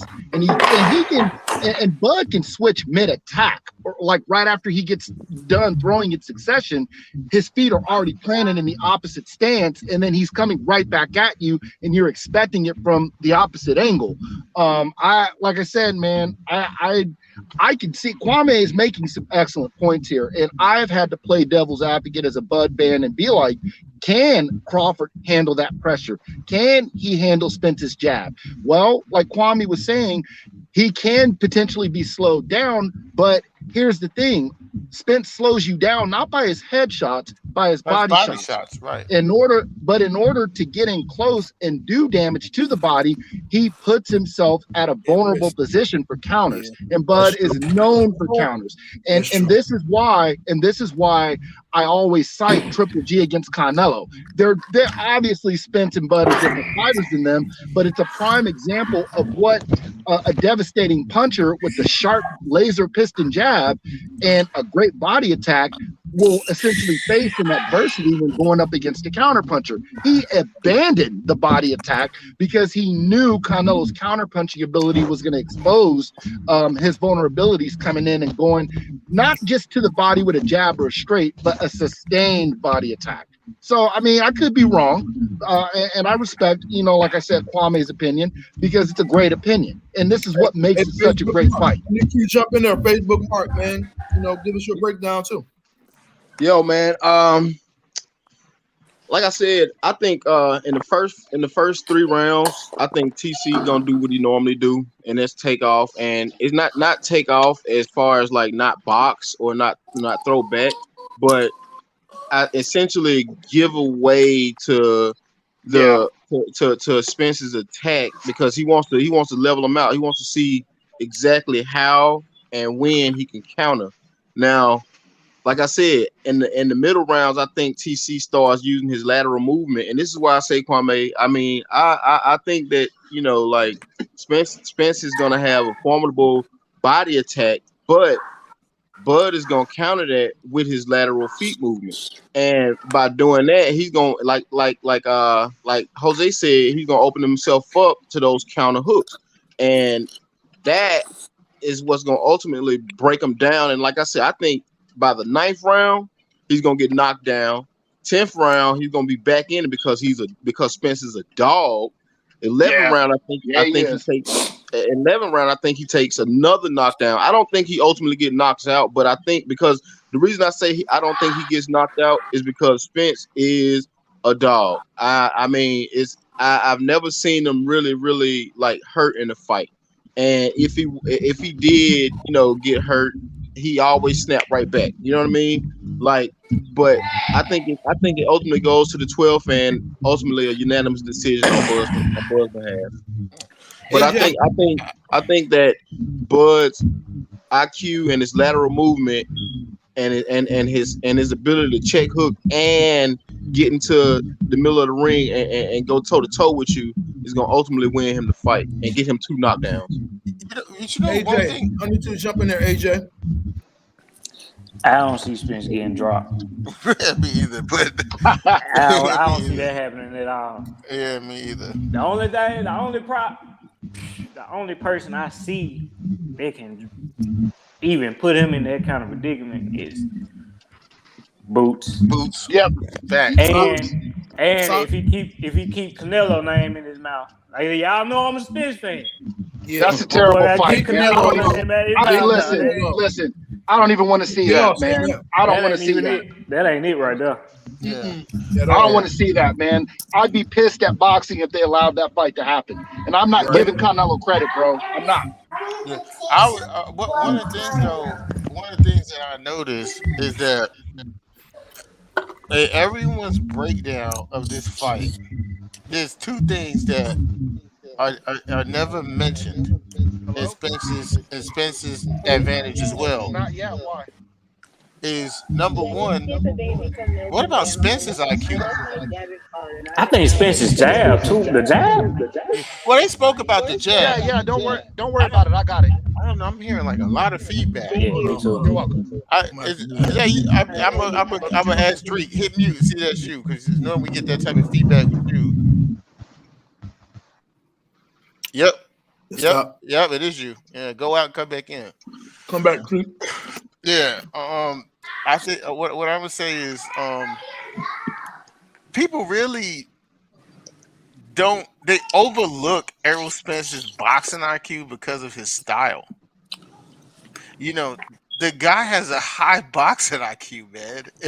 I think Bud's gonna figure this out and figure that out. What about Spence doing the same thing to him? What about that as well? And then the second part of that is the corners. Look, listen, y'all know that Bomac ain't a big fan of mine, and I ain't a hugest fan of Bomac. I mean, let's just put that out there. It is what it is, bro. It is what it is. But Derrick James is a better coach. When you listen, you Wait watch. a minute. This is Go my ahead. Go opinion. ahead. No, this is my Go ahead. opinion. No. Right? Go ahead. It ain't got nothing to do with Repeat nothing being something you said personal. before, but go ahead. But this is my opinion. Now, Right. Go ahead. when you looked at Jamel Herring last fight, and I'm not just talking about losses. I'm just saying in terms of what people are saying in the in the corner, corner. right? When you looked at Mo Hooker against Ortiz, Bomac in the corner cussing that man out. He ain't giving him no real instruction. He did the same thing with Herring. He ain't give that man no real instruction. When we see Derrick James, even in the first loss to Tony Harrison, even in the Castano fight, he gave that man real instruction. It was that He just didn't do it. Jamel wasn't doing what he was telling him to do. Hard headed. And I also feel like that also, because what I noticed with Bud is that a lot of the stuff that's going on there with Bud is going on based on his talent and his own IQ going out there. Like, take a look at before he went out there and stopped Sean Porter. What was his corner telling him? He was down. Listen to the, but listen, yeah, not just that, but just listen to the actual instruction they were giving him going out there. It wasn't really any, and that's what I'm trying to tell you. I'm trying to tell you as well. Chili. Derrick James is, if not the best game planning coach in the game, in terms of how he breaks down fighters and the game plan that he puts together for fighters. Even when you look at, for instance, the Mikey Garcia fight. Even if you look at the Mikey Garcia fight, how the style for Mikey Garcia was different. When you look at the fight against even Lamont Peterson, Errol Spence didn't fight Lamont Peterson the same way he fought Kell Brook.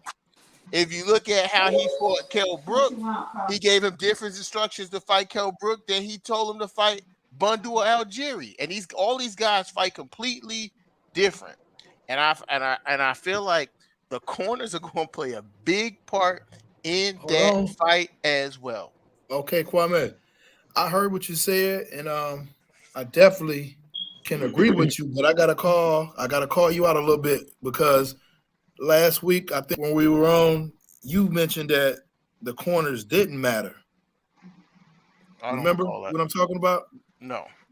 I think it was me, you, and Trey. We was on there, and we was talking about something, but you said that the corners didn't matter, and I was like, it does. It's like 50-50. It's half and half, and you was like, shit, Bud don't need him. You don't remember saying that? No, I mean, we say a whole bunch of stuff. It's hard for me to pinpoint one thing. Okay. Well, but I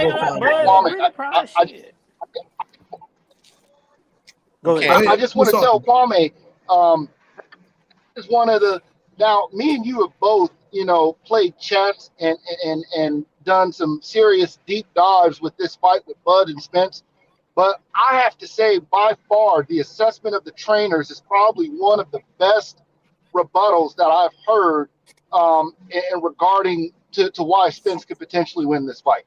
That right there was a very underrated point that you made, because Derrick James is very intuitive, and he's very, Derrick James, you can tell, is very studious of the sport.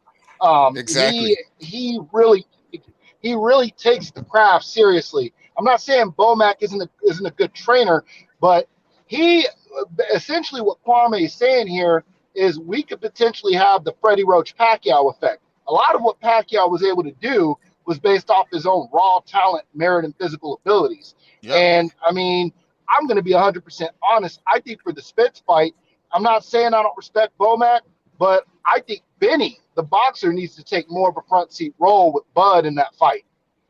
Bernie? Benny, I'm sorry. I beg to differ. I think that I think it's more on the fighters, but I think the trainers does have a the corners does have little bit of input, but at this level right here, I think it's probably 75% of the boxers. If you ain't got it at this level, you ain't gonna get it. And ain't nobody tell you at this level, start I doing mean, this that's tonight. No, well, Then then I don't. number two, I think that Spence don't follow the directions either at times. You know what I'm saying? Because he said himself, I should have followed the game plan that Derek said. I would have made that fight easier. He said it with Porter, and he said it with That's true. I think it was I think it he was said, he It Porter. was. said It was only It was Porter. just Porter. Definitely with Porter. Definitely with Porter. It Yeah, was yeah, only yeah. Porter. It was He You know only what made I'm that saying? Porter. fight himself. And Yeah. that's what. But I'm telling you, the stakes for the Porter fight and the Buff fight for Errol Spence are completely different. And I keep saying Let him this, go. and people who say, okay, well, you make an excuse. Errol Spence had to fight Sean Porter like that. He was in a fat camp. He wasn't working on no game plan. He's worried about not losing his belts on the scale, in training camp. You know what I'm saying? And when and again, this is exactly why, again, I had picked Terrence Buck Crawford to knock Sean Porter out. Because I knew for a fact that Errol Spence did not get in the ring at 100%. I knew that. And when that fight was over, I had put in Facebook that all my bets with him was off. He won the fight, but I said any bet with him was off because that man was not doing what he was needing to do outside the ring in terms of being a fighter. He beat Sean Porter because he's just a level above Sean Porter. When you know that you just better than somebody at something, sometimes you could just go out there and just beat he's a them at winger. something. Wing it. You just You wing trying it. to jump in? Yeah. You trying to jump in? Facebook Mark, go ahead. Yeah. So Floyd Mayweather made this point, right? And this goes to like the corner and stuff, right? So Floyd was like, when he's in the ring, it's different from what the corner sees and what the fighter actually sees. So when you're in the ring, or when you're in your corner man can tell you a lot of stuff that he sees and that he wants you to do. But when you step back into that center square with that other fighter, whatever was going on that last round, the fighter has to adjust to, because for one, the other fighter ain't gonna stop doing what he had been doing. You know what I mean? He gonna Yeah. come back at you with what was working.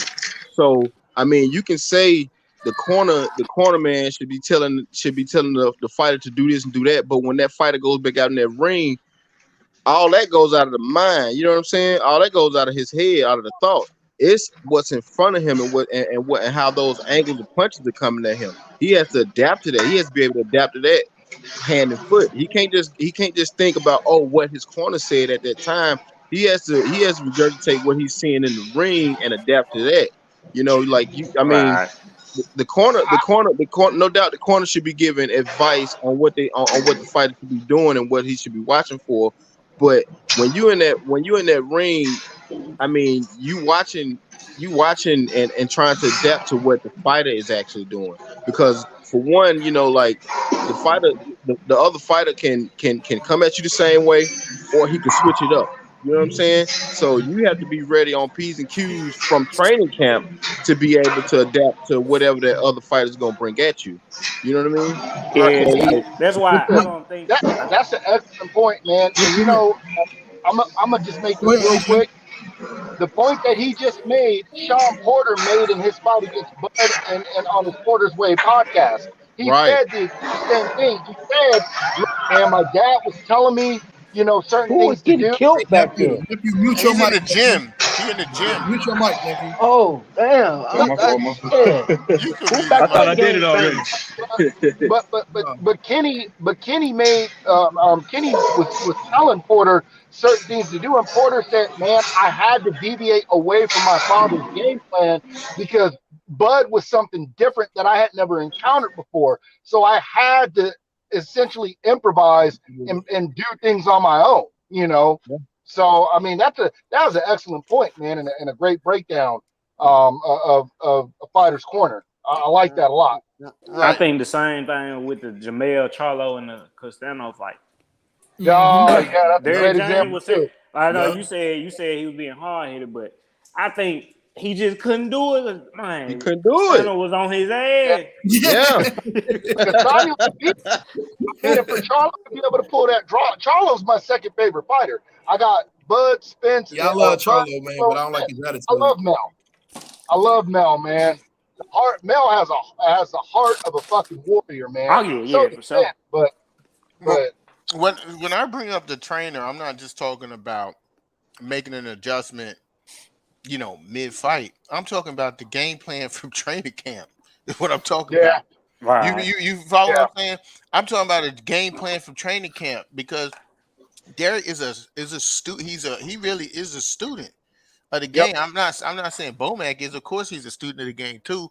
But I'm just saying that other things there are other things that come into play with, especially when it comes to just poise also in tight situations. How you able to communicate your message to your fighter?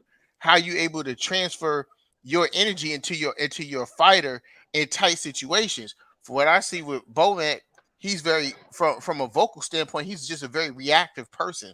From how like you ask him a question, sometimes he doesn't really think, when he's answering the question, he just blurts it out and answers the question. And that I saw that also translate in the corner with Hooker. I saw it also translate in the corner with Heron. You know what I'm saying? And all I'm saying is yeah. that with Spence, when he's locked in, him and Derek are one. I seen it in the Kell Brook fight. He said that was the first thing I said to Derek James when I met him. I said, I really respect your game as a coach. You have great game plans. I listen to the stuff you say in the corner, and it's spot on with what's actually going on in the fight at that time. It's like what's going on in the fight at that time. The stuff that he's telling him is what's going on. It's like they're in sync. And the stakes for Errol Spence and Terrence Crawford is too high. They're too high. Errol's not going to come in there the same way he came in there for Porter. The stakes are too high. Everyone has to come in there at their best, and they know that. The stakes are just way too high for that. So, again, my thing is Spence don't get enough credit for how he adjusts to stuff. Now, the challenge I see at times when it comes to Crawford is that he has different ways and different styles he could fight at, at any particular point in the fight, But what I noticed with him, which I have to kind of beg to differ with when he say that, Buzz switches multiple times in a fight. I don't see that with him. When he fought Kell Brook, he did not switch to southpaw until the end of the third round. And he took the jab away and then he stopped him in the fourth. He didn't switch back and forth. He got outboxed as an orthodox fighter. And then he switched. He made his adjustment, which is in his repertoire to do. And he finished his job. Now, He better not try that orthodox shit with Spence. when you watch a fighter like Hagler, or you watch a fighter like Jerome Boots Ennis, these guys, while they're fighting, are constantly switching, which is very confusing because that's how they fight. It's more of a natural feel of switching in between shots, in between moments in the fight. And Crawford, from what I see, is that he has styles in different stances. To me, that's the difference. Like he has styles in different stances, Hey, and Trick, send that link. and Hey, like, and like Kwame, real quick, just real quick. I actually have a video that shows a breakdown of how many times in certain fights that Bud has switched, and I was alarmed by it, bro. Like you said, you're actually right about the Kell Brook fight. He did not switch that much in that fight, but the Porter fight coming out of fire or giving fire to Porter, there were several times just in that fight alone where he switched quickly and then switched back. and gave fire in the opposite stance and went right back to the other stance. And it's subtle. And so it's hard to fully, you got to really look for it. And the guy on YouTube that I saw that broke it down, when I saw it, man, I like I said, I was in shock. Like I was like, I didn't even realize Bud switched that much. Ennis is more explosive and has a more dominating presence, so it's easier to see. And Ennis takes like leaps and bounds. Like he did this weird move when he was in the ring with Lipinets, where he was like on one side and then he like literally jumped like 6 feet and looked like past Lipinets and was already in the other stance. And I was like, what the? So it stands out more than what Bud does. It's like Bud's adjustments are instinctual. So they're a lot more subtle and hard to catch. But to your point about the Kell Brook fight, you are right about that. I think I only saw him switch maybe twice. I've seen him switch about 3 or 4 times in one round versus Sean Porter. Yeah, and that was the main highlight of that video breakdown that I saw. I was amazed. I didn't realize it when I was watching the fight live, not there but on pay-per-view. I didn't realize he had switched that many times, man. And I was just like, damn, like, oh, okay. And then he threw the combinations off that finishing foot. Like he start out right, and he'll and then he'll switch to the left because he ended his combination with the left, and he'll hit him back with the same combination from a different angle on the left side. I see everything. Yeah, that was some. I mean, and usually I catch stuff like that, but I was so engrossed in the fight and screaming at the TV, I didn't even pay attention to that. But when I went back and I saw that video breakdown, I said, man, if he does that against Spence, man, but then the thing he's got to be careful with Spence, and Kwame brought up a good point, with Spence's pressure, we could see a situation similar to Danny Jacobs versus Triple G when Danny tried to switch mid firefight and got caught off balance when he was switching stances. So Crawford has to be wary of that and careful to not do that against a guy like Spence.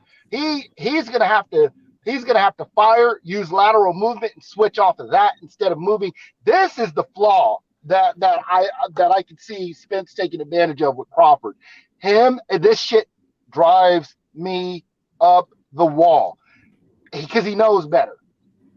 Backing straight out of exchanges instead of moving out laterally with his fucking hand extended, not guarding himself. That right there cannot happen in the Spence fight, in my opinion. Yeah, to counter what you said, especially in the Porter fight, like I'm gonna look at it again, but the reason the fight was so close to begin with the Porter fight is because Bud's lack of output. So I don't see where all these combinations are coming from. There wasn't a high amount of output at all. I mean, he only landed 20 punches by the beginning of the 4th round. So that's the first thing. The second thing is also looking at when the Gamboa fight. When Gamboa hit Bud had his hand down, his chin up in the air. He got pieced. And when he got hit and his knees buckled, he instinctively, while he was hurt, switched into southpaw. Which told me something about him is that is where he's most comfortable. When I see him from orthodox, he's not that impressive, bro. When he knocked that same fella out. What did you think about that? I'm not talking about that. What I'm talking about is his style and what he does. We all know what happened in the fight. That's history. We know what happened. What I'm stating is that his strength as a boxer is out of the southpaw position. That is his strength. I study. I'm a chess player. I study shit about people. His strength is in the southpaw. It's just like we say, when you get cracked in the mouth, instinctually, you're gonna go to what is what is gonna work best for you. When he got cracked, reverting. Right, yep. He revert, and he does that. He reverts into the southpaw. Now, southpaw gives him a lot of advantages against other fighters. He's the most dominant from that side, and then he'll try like, mark my words, when he come out against Earl Spence, he gonna come out as a southpaw. His mindset is he's gonna try to see If he can if he can counter up, outbox, yeah, if he can outbox yeah. Earl Spence from Earl Spence's own stance first. Because if he comes out as an orthodox fighter, or if he stays in the orthodox position for too long, he's gonna get washed. Because again, Kell Brook fight, he was not able to make no adjustment, which is alarming to me for a top pound for pound fighter. He was not able to make no adjustment from the orthodox position to stop a jab, not parry it, not dip under it, not block it, not nothing. The way that the adjustment he made was taking Kell Brook's jab away by going the other way, and that angle is not going to work against Spence. Spence lands his jab on orthodox fighters all day, and the way that the angle is with two unorthodox and southpaw fighters, he's not going to be able to take his jab away from going in that angle. You know what I'm saying? He's going to have to try to use something offensively to take his jab away. I wonder about that though, Kwame, because we got to also keep in mind now, this is where we kind of have to touch on what Spence does wrong. Now, he does a lot right, and he's very textbook. Like Derek James, he's very studious. But what's going to be interesting about this is the one flaw, like I just touched on Bud's flaw, Spence also has a flaw that involves leaving yourself vulnerable, and that's leaving his head on the straight line of trajectory for attack. Now, what's going to be interesting to see here, because Bud has a slight reach advantage over Spence, can he capitalize on being orthodox and landing the right hand on Spence down the pipe if Spence tries to come forward with the jab and he out angles him with his feet? What do you think about that? I think that's a great point. Definitely makes a lot of sense because we know that orthodox fighters against southpaws, the biggest weapon is a straight right hand down the middle. You know, so I'm so excited for this fight, man. yeah. I think we really complicated. I think it's gonna be a wash for TC. I don't think Spence got an answer for nothing that TC does. I'm just gonna keep it 100. I don't think You Earl really Spence think it's got going to be an a? answer. I think Papa wins, bro. But you really think it's going to be a wash? I think it's gonna be a wash. I don't think that Earl has an answer for nothing TC does. What we basically hearing is a jab and Spence come forward with the pressure. That's all I'm hearing right now. He got to do more than that, bro. He got to do more than come forward, and he got to do more than shoot that jab. That means you didn't listen to what I said. I also No, said that you guys don't really give Spence enough credit for how intelligent in his boxing IQ as a no. fighter. I listen, bro. I'm watching Spence. I'm watching all 27 whatever fights he fought. I'm watching Spence. I don't see this great movement. I don't see this great boxing ability. I don't really see a great jab. Really, to be honest with you, I see a mediocre jab that's like it's powerful, more of a range finder. That's interesting, man. I see a range finder more than I see a power jab. I see it as a range finder. I see it as a range finder, and I see, yeah. I see it as that. But he throws his jab differently. That's what I'm saying, bro. I don't see. You know what I'm saying? But I'm saying no, and I'm gonna be 100 with you. Like, we've been 100 on this from time we started. I don't see nothing that Spence does. I don't see no adjustments that Spence does to stop what TC has offensively. I don't. I think that I said he's he's two-dimensional. He'll shoot the jab, left hand to the body, left hand up top, and he bulldoze. That's just what he does. The little adjustments y'all talking about, that little, oh, he slightly moved the left or he cut off that ain't gonna work with TC, bro. How do you know? Have they fought yet? No, I know because he done it because of how TC moves. How TC see what we fail to realize. Okay, he done it against Spence. He done it against Brook. Okay, he didn't make an adjustment, or did he make an adjustment? He made an adjustment and knocked the man out. You see what I'm saying? That's an adjust. No matter how we look at it, he made that adjustment. Whether he switched from left to right, whether he stepped on his foot, tripped him, he made that adjustment and knocked that man out. I think that if he could take Kell Brooks' bigger, stronger jab and a better boxer, I think Kell Brooks is a better boxer than Earl.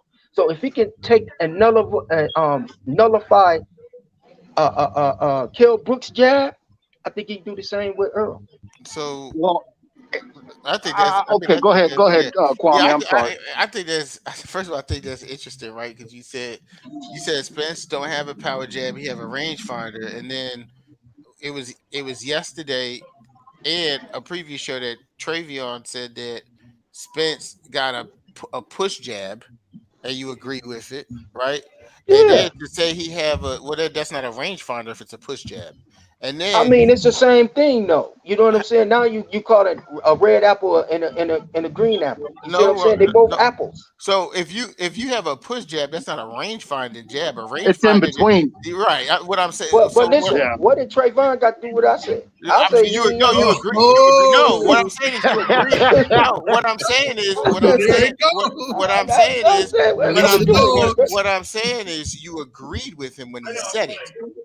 So Can I do secondly, a secondly, large Mongolian beef there's and a not a small way. in-house chicken? Oh, Uh, let me mute him. Thank you. yeah, yeah. I don't know what's going on. Secondly, I'm not sure how Who is he? mediocre his jab could be if that was what had him beat Large Danny beef Gar. and small. I can't see how you can call his jab mediocre when that's the punch that single handedly beat Danny Garcia, the most one sided out of all the elite fighters he fought. So I'm not sure how that jab could be so mediocre. I think the same thing that you say about Boots, and sometimes I hear Goon say about Boots in terms of like his flash or his style or how he throw punches and stuff is what excites people so much about Terrence Crawford and makes you believe that Errol Spence's skill level or he like their skill levels aren't the same. People express their art differently. You know what I'm saying? It's like if we both went back and looked at film and we watched Shaq by himself and we watched Tim Duncan by himself, you would say both of these guys ain't on the same level at all. But we see when they matched up, most of the times Tim Duncan got the better. Tim Duncan got more rings, you Hey, know. So I I just What okay, is he? I just got back in here. I just know who said Spence Jab was mediocre. I know it's Drico. It was Drico. I fucking knew it. I think, yeah, I think he get too much credit for his jab. I think that Man, Kell Brook exploited. That Kell Brook exploited that. I think he did. Kel was good at doing Kell that, though. Brook had a jab. Yeah. Kel Man, Brook, the Counter timing your, on you that can get a counter motherfucker. on your jab. right? Kel Brook, strength about his jab was his timing with the jab. So if back to this then, if my man TC can take that powerful jab and that strengthful jab that y'all saying that Kell Brook had away from him, what we talking about? Well, they He can fight out. take it all he want They, to, but they have Let's two talk different about type, it. but they have two different type of Oh, jabs. now they got two different types. yeah, oh yeah. Wait. So Spence Jab is wait, consistent. It don't stop. hold on a second. I'll show you where the floor is and what he just said. You just said Kell Brook is a better boxer. He got a better jab. You said Earl got a mediocre jab, and now when I say they Y'all have just two said the different, same thing I no, said. but now when I say they have two different jabs, now you like laughing like, oh, now they got two different jabs. Out of your own mouth, you just admitted that Kell Brook is a more No, dominant. because I know Kell Brook got the better jab. Kell Brook I has know that. listen. Kell Brook has better timing on his jab. His jab is more of a strength as a counter. We His got to be jab is real now. his. Well, I am being real. When Spence threw his jab, Kell Brook countered his jab with his own jab on top of his jab. When Bud Crawford was fighting him, Kell Brook was timing him with his jab as well. Kell Brook's jab is most effective as a counter jab or a jab that times someone to set up a straight right hand. That is Kell Brook's bread and butter of his jab. Getting that brownie off. Yeah, to get off his brownie. Yep. Earl Spence don't throw. He doesn't throw his jab just to get off a straight right hand. He throws his jab to establish his range and to set up. That's what like I you said, bro. And hold I on. didn't I say he throws it as a rangefinder? Yeah, I said that, but he also throws his jab more than one way.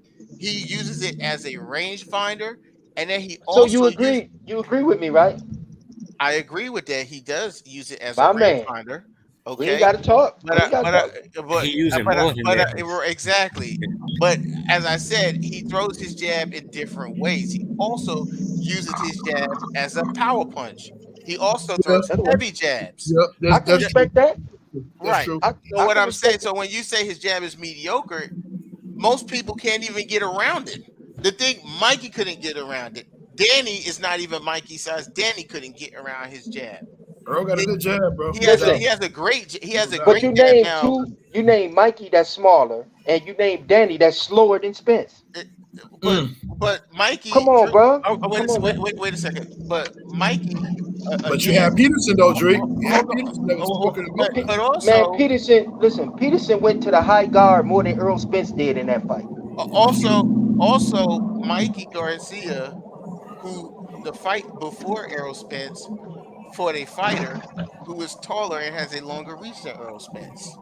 Hey, it wasn't Earl Spence though. But that's exactly my point. That's That is exactly my point. What's your point? Right? My point is that because you said Mikey is small, right? But Mikey also had great timing and knew how to get in and outside of Robert Easter Jr.'s jab. Robert Easter Jr. tried to fight him tall for a while and jab from the outside, and Mikey used his own footwork and his own defense to find openings and close the distance. That's just inexperience in Easter, bro.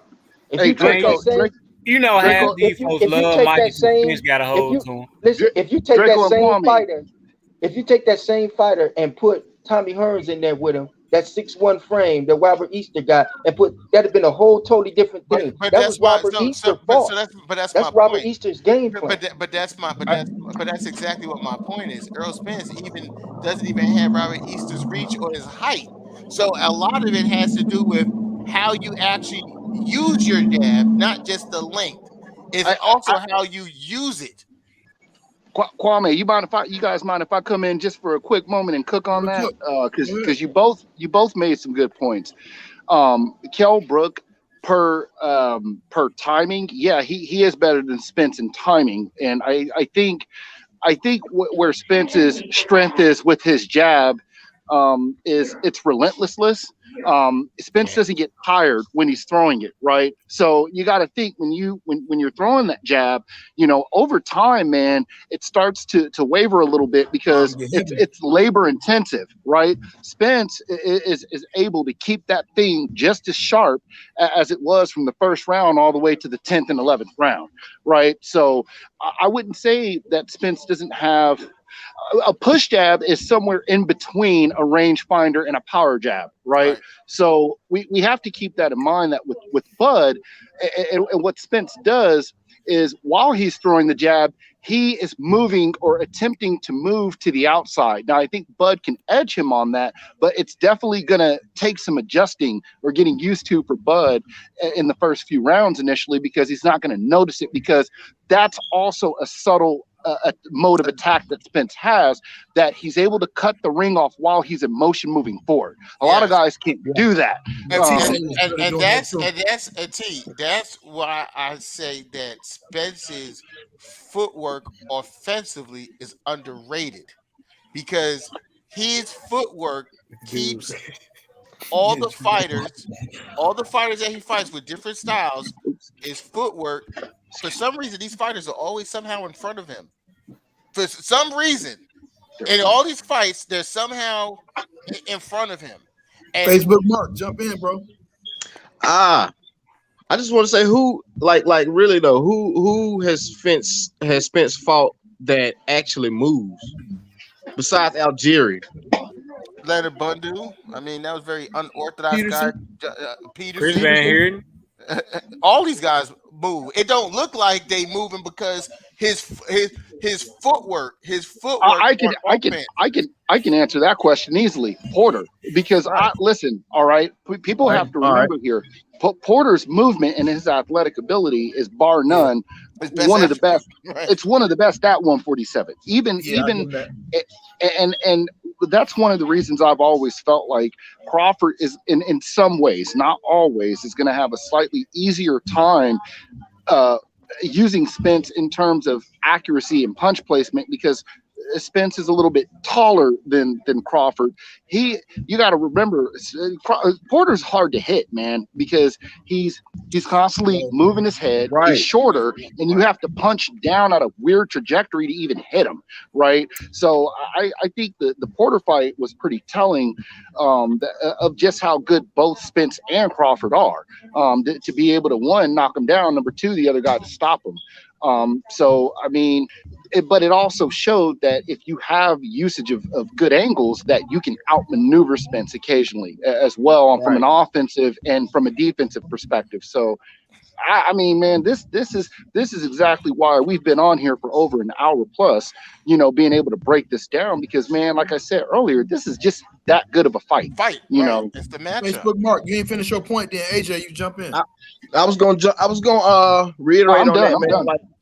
Like that Porter fight showed, basically, once you get a fighter that's not stagnant and just staying like right there for you to eat that jab, to just take that jab and take that body blow, then Spencer's gonna be off. He's gonna be off balance. You've seen Porter turn that man almost every round until he got caught with that check hook that Spence gave him, and it knocked him down. But if you got a fighter like Terrence Crawford that moves laterally, I mean from side to side, and puts you at a difficult spot when he puts you in angles, then his balance becomes off balance, and I think that's what's gonna lead to his 2 knockdowns. I'm not saying. I forgive me, man. I just want to make this point. Back to what you were saying. That right there is what's going to be Spence's biggest problem, is that he does his best work when he's stationary in front of you. After he's used the jab to position himself in front of you to unload the body attack. The problem with Crawford is that I don't think he's going to allow Spence to remain comfortable. He's going to constantly make him reset. So that takes a power edge away from Spence. It also takes away the ability for him to effectively set up his offense on the inside. Right, exactly. That's all I got. One thing I wanted to say or ask, because I got to go in a minute, man. My battery power getting low. But y'all think Tim Tszyu gonna be a real problem at super welterweight? Yeah, he can. Like, do y'all think like okay? I think Jamel is gonna end up beating Castano, but if he get approached by Tszyu, y'all think Tszyu gonna take him? I don't know, man. That's a good fight. I don't know. I think Jamel leaving soon. You think he's going up to 160? He needs to go up to 160 after he becomes. Unify, he out of there, bro. I got him gone. Yeah, he needs to unify and get up out of there, man, and book it. If y'all don't think he got to make room for Spence too, right? If y'all don't think him and Earl has spoken about that already, I mean they have. Yeah. I've been you know what I'm saying? Hey, look, check this out. If Castano fuck around and whoop Jamel ass, woo! I think. Yes, sir. I think we're gonna see Spence versus Castano. Oh, that's a good one. I think Spence does better against Castano than Charlo did. I'm just gonna keep it real. Oh yeah. Look, Drico, what you got to say, man? What's going on, man? Y'all got a lot of hope for a one-dimensional fighter, bro. One-dimensional? Now, Drico. Drico. I'm one of the biggest Bud fans in here, bro. But I have to be honest, bro. I think Spence, in moments of adversity, is a little less one-dimensional than Charlo can be at times. But you know what it boils down to? It boils down to power. And I think that them boys are big enough and powerful to hold them boys off. Not only is Spence moving up, but he's moving up to a dude that walk around at about 180, 200 pounds easily in Yeah. Castana. I mean, Yeah, but Tyson didn't can Spence do the same but thing. didn't Spence start his professional career at 154? Yeah, He Yeah. didn't start it, but he went up. yeah. He went up. And then, And and it it, was I, it was okay, all over the Yeah, place. That's what I was because saying Them on some another big show, boys, bro. man. He had Like, a couple of them they, at 154. Drake, a lot I of feedback was again. saying this. I was saying this on another show, man. Like when these guys are coming out the amateur, they gotta see where they're going. Like just Right. because they fight Bud at this did it too. Bud started at 140. yeah, you know, it's different, bro. J- Like the amateur boxing and professional boxing. is different. Hopkins, same thing. That's what they do. You know what I'm saying? So because because getting used to making pro weight is something they have to get used to doing. They fight Yeah, closer to their natural weight in the amateurs, but as a pro, yeah, you got guys who are shrinking down from yep. 30, 40 pounds. So I Mhm. mean, I get all of that, but all I'm saying, I'm trying to see. I'm waiting for Drico to come back Here he in come. here. Here he come right now. Yeah. So this is why. See, Goon. This is why I keep telling you. You see when he called Spencer one-dimensional fighter. And you see That's how I because just no, and you see you're what I right. just did, right? You see, but you Right? see, but yeah, no, you did. But Okay. this is the price. What I'm trying to tell you. Hey, look, I ain't looking at you, dog. This Crazy, bro. this is what I'm trying to tell you. Spence is Muhammad Ali now, right? Oh, shit. Drico has dedicated his free nights and weekends to Omaha, bro. And it's a narrative that's coming out of Omaha that he's one Oh. dimensional, that he's got a mediocre I never jab. heard that. I never heard that. Yeah, you hear that? This is shit that Trayvon say all the But time. you heard it Oh first yeah, here. and they He say he was got one pillow dimensional. fists. He pillow fist. He one Yep. dimensional. His jab is He said lazy. pillow fisted. Yeah, all kind. Yeah, They say all they kind said of pillow stuff. fisted. Oh wow. Listen, bro. Oh I shit. can listen, bro. I can don't only agree with speak that. for me. man, I can only speak for what I see. And what I see, you can take Spencer's, each one of Spencer's fight, and you can put him in there with whoever, and they are the same exact blueprint No, they're of what not. he does. Drico, they're not. The only They're two difference is Mikey didn't fight back, and what's my Neither man did name? Danny. Neither did And Danny. yeah, and yeah, Danny either. I gotta be now. Drico does make Gotta be 100. Danny Drico ain't does make fight a back point either. there. It's not every fight, but it's certain performances. For example, the fight against Peterson is damn near identical to the fight against Danny. And it's There you ironic go. because Peterson and Danny both faced each other, but I can literally call what he did. He tripled up on the jab. He cut the ring off while he was moving forward. He got him on the ropes. He went body, head. He backed up, took an additional step back, drew him in, countered, pushed him back up to the ropes again and punished him. And he did the same patternized behavior in both of those great performances. I'm not taking anything away. And I don't think Spence is a one-dimensional fighter. I just think Crawford and Boots have more dimensions than he does. That's what I'll say. right. So Shout out to Ron first off, Johnson. Shout out. first off, I don't agree with that at all because the No, Danny that's Garcia, fine. the Danny Garcia fight and the Lamont Peterson fight were completely different. Now I understand what you're saying about tripling on the jab, but in the Lamont Peterson fight, Errol Spence used his uppercut a lot in that fight. Oh, he made one. Let this. There's more dimensions. I think There's more dimensions, right? Shit. Yeah, I mean, I'm saying. Okay, so he used his uppercut in the fight, but his punch repertoire was almost identical outside of that one punch in both performances. Drico going So crazy. I mean, we could say that, but why did he use the uppercut? Well, because he was able to get closer to Peterson without having to worry about the power that Danny had. So he had one more punch to his repertoire in that fight, but it was essentially, like I said, we can agree to disagree on that. I'm fine with that. From what I saw, I'm gonna tell you my favorite performance of Errol Spence's is the Lamont Peterson fight. That was a great performance. That was my favorite performance. I have probably. Why was that your? Why? Well, because I saw more wrinkles out of him. I saw that's when I appreciated his offensive footwork was in that fight. I remember there was a point in time where Lamont Peterson, when he threw well, Spence threw a jab, and then he threw a straight right hand at Lamont Peterson, which he missed, and Lamont pivoted, and Spence pivoted with him to follow him in the same pattern that Peterson moved. I was like, wow, this guy can really keep fighters directly in front of him. Like his footwork, his footwork. Oh, Drake, Now hold on. Now hold on. Hold on. Hold on. What's funny about that is, I like. How am I going to value him laughing when he just said the guy has a mediocre jab? You know what I'm saying? Like that, he's just showing off for the camera, but it's cool because that's what Antonio do.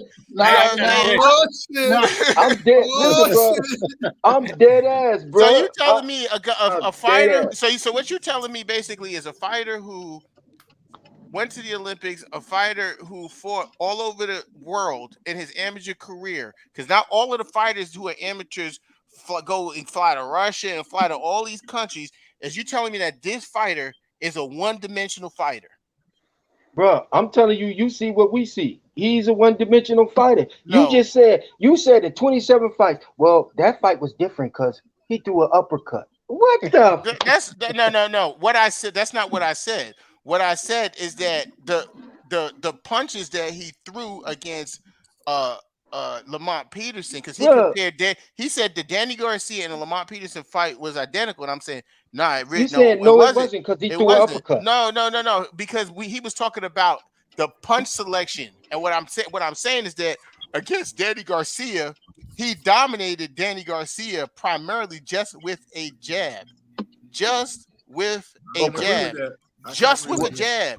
When you go watch the Lamont Peterson fight, you'll see that Spence used to doubled and tripled up on his jab to set up straight right hands to his body. He doubled and tripled up in his jab to throw hooks to Lamont Peterson's head. Oh, that was the straight left, and yeah, he did that from the first to the fourth round straight up, jab straight to the body. Straight to the body. I gotta go watch this amazing. And then also the angles that he used to after he landed the punches on Peterson to step off. You know what I'm saying? Peterson was like a punching bag in that fight, like Danny, bro. Well, but that's what happens because Danny said the same thing. Remember when they asked Danny, like, what's the difference with Spence? He said that he's like 2 or 3 times stronger and he's more physically imposing. So when you have somebody that's physically imposing like that, it's a lot of times it's going to make you gun shy. You know what I'm saying? Like Lamont Peterson issue was he became gun shy. That's what the issue was. And Spence just started teeing off on him because he was gun shy. And the same thing happened to Danny Garcia, but it happened to Danny Garcia just from a jab. He became gun shy. Let's be honest here, because I'm not a biased fan. The same shit. This goes back because I touched on Spence's domineering presence earlier in this video. If we look at Bud Crawford against Benavidez initially, he was gun shy for the same reason, because Benavidez had a slight, even though Bud had a reach advantage over Benavidez is taller and a little more domineering when he postures himself. So that's actually a fair point, that when you're dealing with someone that appears physically imposing and you haven't adjusted to it yet, you will be gun shy until you figure it out. Hey, fellas, for y'all spent. I got something to ask y'all. Okay, we know all of that. We got about both our sides. We said, can you name one thing y'all ain't never said a weakness for Spence? Now we admitted that TC stay in the pocket too long. He get hit. He get rocked. What's Spence's weakness? Good question. I think sometimes Spence's defense can be lacking. I think sometimes Spence could get hit with shots that he shouldn't get hit with. Give me an example. Couple of them. Even in Lamont Peterson fight, when there was a point where he had knocked Lamont Peterson down, it looked like he's about to knock him out in the 5th round, and Lamont Peterson scored like 2 clean ass hooks to the chin. That's what he was going for. Yeah, I remember that. Yeah. Like he also in the Peterson fight, I remember there was a period in that fight when Lamont Peterson threw a left hook.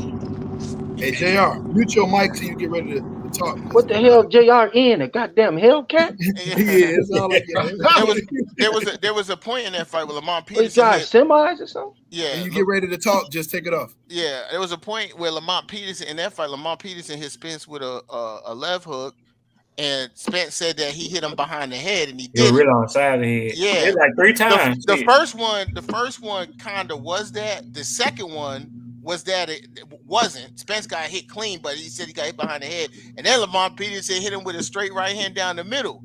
After that, That's what's I've up. seen another fight where there was a guy where it was Nacho Barasti's fight. I think his last name was Barrera.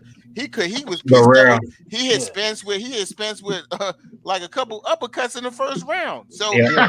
AJ, you hop in. AJ too, when he get done. When Kwame get done. I guess. So my thing is the I would say like his weakness to me would be sometimes his defense. Sometimes he don't keep his hands up the way he should be keeping his hands up. And that's the only thing you see is the defensive stance, or he gets hit defensively. That's it. I mean, I think most of his stuff. Yeah, no. Well, I mean, again, my opinion. Okay, so again, my opinion is my opinion. You know what I'm saying? Okay. So I got you. So to me, it's his defense. Okay. Is the biggest issue. Mostly, I've accepted his style and who he is, so I don't call that a weakness because people express their craft differently. So Yeah. if he I respect knows that. if he knows how to stay within his own game, for instance, like if I was again, when I think about it, is defense because Drico is correct sometimes. Spence jab can become a little lazy at times that he can be countered. But no, again, don't jump over here now, bro. But I'm just saying. Listen, I'm just saying. God damn. But here's the look. Here's the difference. Here's the difference between Drico and I. I can admit that stuff. But I'm not going to sit up and say you just argue about 15 minutes that Spence didn't have a foot.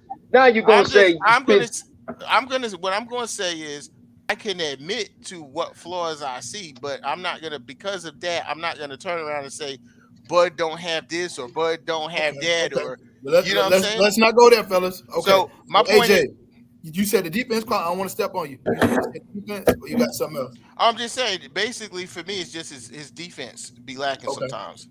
All right. What you think, AJ? Defense. I ain't gonna lie. He's slow as shit. He's slow as shit sometimes, man. I don't know if I don't fucking know, but sometimes this shit just get robotic, you know. Like I said, I know Drico, I don't want to hear that shit, like, you know, try to come over here now. That's real. I see that. Yeah. But don't worry about me, bro. I'm being 100 right now because I told you about I'm gonna tell you about TC when you get done. So you know what I'm saying? I mean, that's pretty much it. I mean, he ain't got the flash his footwork, but you know. Yeah, I can see it. He still got good balance and shit. And even in he showed that he can move a little bit in the Danny fight. I know y'all probably didn't really pay attention to it, but he showed he can move. He was kind of a little fluid at times. And I ain't pay attention. Come on. Don't worry about it. When we get over here, I'm gonna post the clip. Cause I seen it, I was like, man, that's different. I ain't really seen that. I'm gonna come to you next, Case Mark. I'm gonna come to you next when he finished. I was just saying I got to go, yo. Hey, I appreciate y'all having me on though. Okay, all right, brother. All right, brother. Good having salute. Good chatting. Let me jump off topic right quick. You want some last words, bro, before you go? No, I'm good. Okay. Yo, before he left.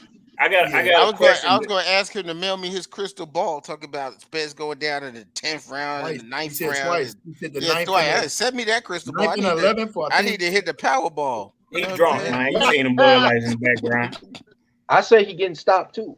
Okay. No, but that I could live with that. But this man said he get knocked down twice in the round and all that. That's the difference. He was specific. He was specific about the rounds.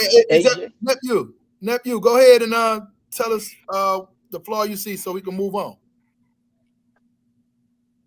Oh, my bad. Let me unmute. Hey, I got a question for Drico right quick, just real quick. Uh-huh. I just want to know what's your favorite Spence fight. That's it.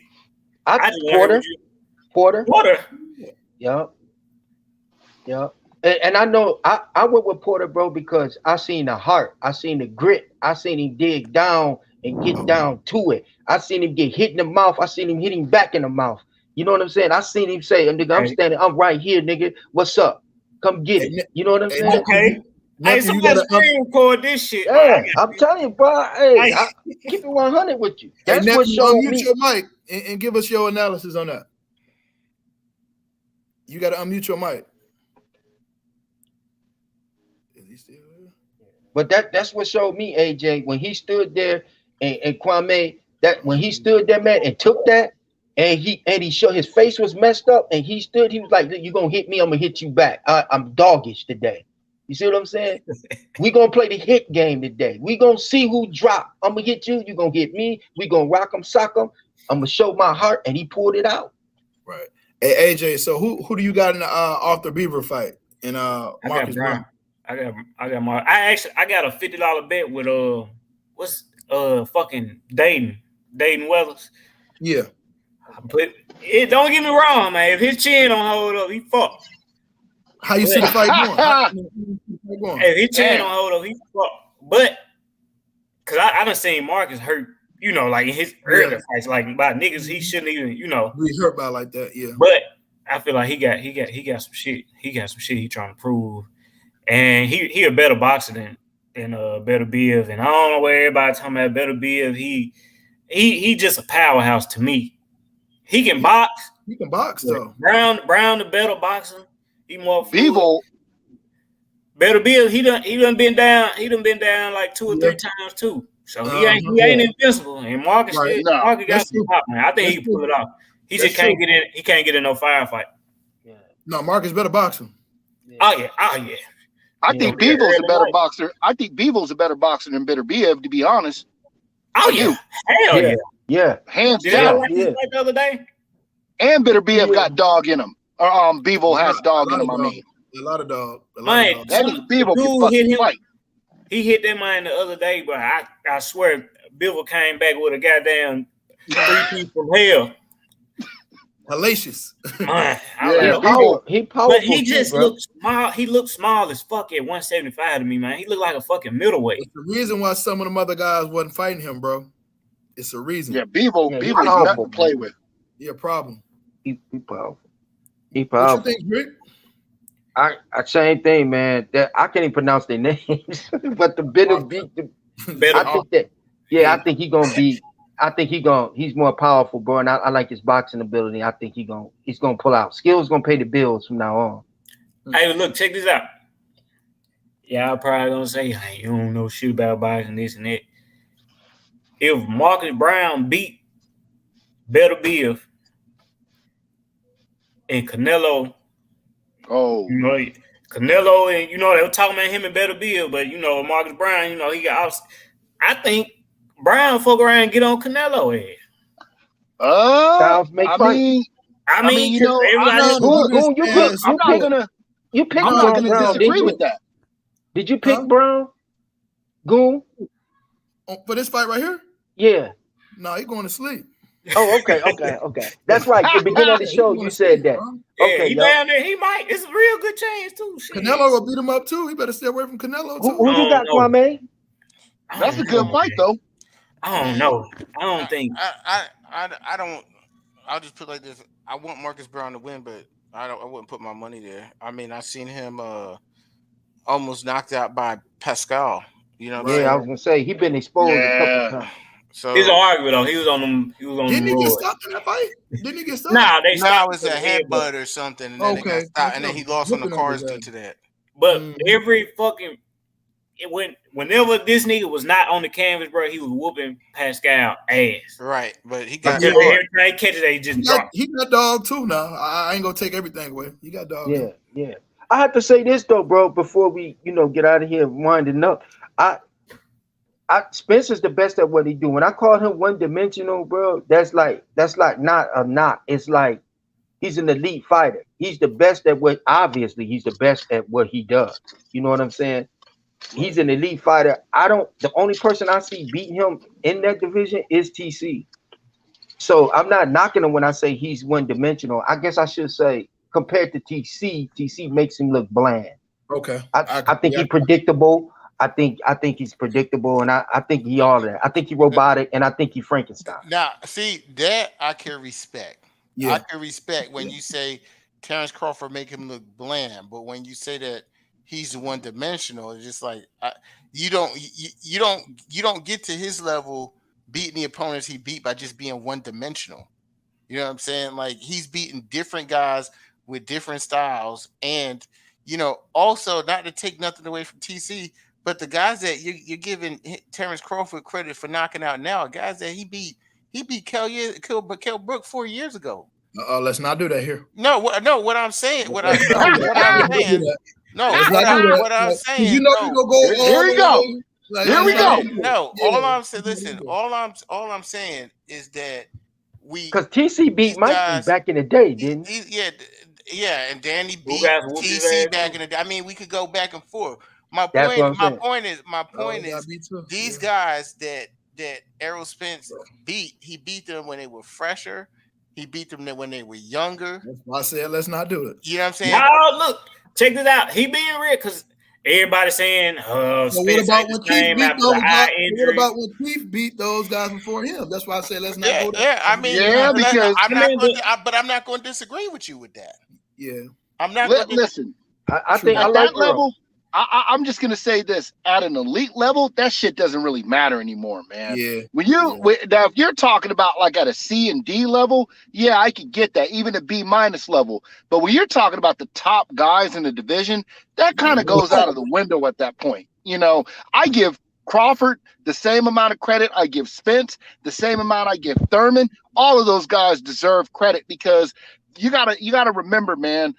The version of Kell Brook that Crawford fought came off of 3 wins at a higher weight class at 154, was fully healed up, only had to drop 1 weight class, came down, and arguably looked faster in the Crawford fight than he did in the Spence fight.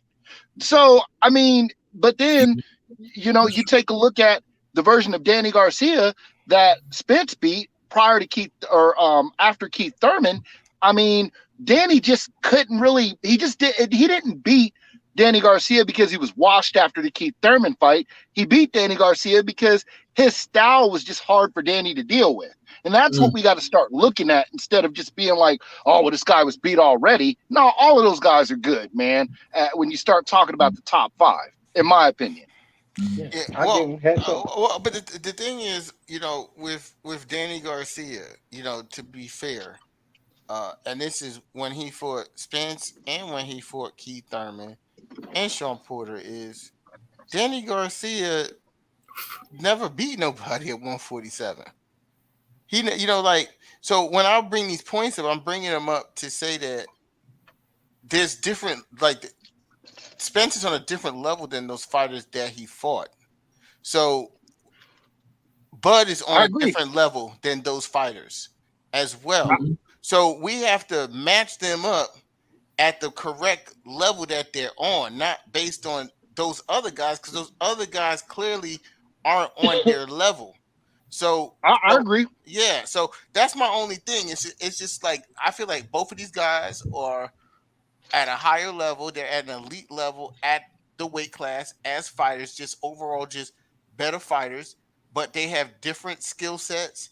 They have different styles, and we just have to respect both of their skill sets and styles for what they are, because that's what got them to where they're at. That's all I'm saying. So I for no reason. Yeah. Right. So I can respect that. Yeah. So that's why, because see, when you say someone has one gear or you fight one way, that's the reason Danny Garcia didn't win no fights at 147, because he fights one way. That's looking at someone who is flat-footed. That's looking at someone who don't throw no punches. Okay, I'll say Spence. How about this? Spence fights similar in all of his fights. All of his fights are similar. Okay, you can take, cool. like right now, we can pretty much say what Spence is gonna do. We can pretty much right now say what Spence gonna come out there to the center of the ring. He gonna shoot that jab. He gonna cut off the ring. Try to get to the body. We know that. That see what I'm saying? We don't know what Terrence Crawford gonna do. That's why it's such a mystery. That's what's gonna make the fight good. You see what I'm saying? I feel like I know what he's gonna do, so I don't look at Terrence Crawford like that. See, I used to be kind of mystified in that way until I studied him and I seen his patterns. See, I don't feel like that. I just feel like Terrence Crawford has a skill set and he's very versatile. So people feel like he's doing more than he's actually doing. He just has he has a great skill set. He has a great skill set and he's very versatile. So because we see different like different parts of what he does, it's like, okay, well, we don't know what he's going to do. But if you sit down and watch film on him, he fights basically the same way too. If you watch him, if you watch his style, he fights the same way. I know what he gonna do too. Get his ass whooped. That way. Hey, AJ. Speaking of that, who you think has the most skills? Who you think got most tools in the toolbox? Man, we already talked about this, man. No, I'm just saying, y'all. Maybe somebody ain't here yet. Listen, I have already said that. You know what, AJ? You just answered that shit. I've already said that Terrence Crawford is like a better skilled, like all around skillful. Like he's all around more skillful. Like he just the fact that he switches. That alone, like there's more wrinkles to his game, but at the same time, it's about matchups, and it's also about who's the. See, you could be a better boxer, doesn't mean that you're a better fighter. There's a difference in that. Pacquiao versus Floyd, case in point. Right. There's a difference in being a better boxer and a better fighter, and I'm just saying, in boxing. When you got, they always say this: a good big guy will beat a good little guy. And I'm not just saying all Errol Spence has the size, but what I'm saying is that he has what he does it as at an elite level, like what Crawford does. Crawford does that at an elite level, but I just don't know. I don't believe in. See, when you talk about weaknesses, I say Errol Spence defense has some weaknesses. I feel like Terrence Crawford defense have weaknesses too that we don't talk about. And also like Roy Jones, the majority of Terrence Crawford defense is his legs. Is his defense. You don't see him parrying shots and all. His footwork and his legs is his defense. And I just want to see what's gonna happen when them feet start to slow down. When he's fighting somebody who's on top of him at a pace that he's not used to fighting at, and them feet start to slow down. You gotta look at it from the other way too. What if it doesn't? What if they don't? Then Errol Spence Errol Spence may have some What's issues. his plan B? What's his plan B? Have more than one plan. What's his plan B? You gotta have more than one plan going into a fight. What's his plan B, y'all? I want to hear this. What is Errol Spence plan B? Why you acting like Earl can't box? I'm at a place where I just don't want to keep going back and forth about No, I'm asking y'all because we gave y'all. We said TC wins. We did that TC too. can end it. We did that too, and you said that he's you just said Earl wasn't a one-dimensional fighter. I want to know what is Earl plan B. If you take Earl's jab away, what does he have? If you take TC's footwork away, what do he have? Does he have the tools to go on? Listen, Earl Spence. See this nigga right here be just talking. He just walked into a body. He said, "We taking L." Yeah, he just missed a body, and he talking about Drico taking L. Listen. I could tell you one thing that Earl Spence is way more dominant in than Terrence Crawford, and that's his mid-range and inside. Not just his inside game, but also his mid-range game. His mid-range. Terrence Crawford works best off using his distance and trying to piece you up from outside, and then if he gets you hurt, then he comes in and tries to take you out. Then he's gonna come forward. But I see holes in his defense when he fighting mid range.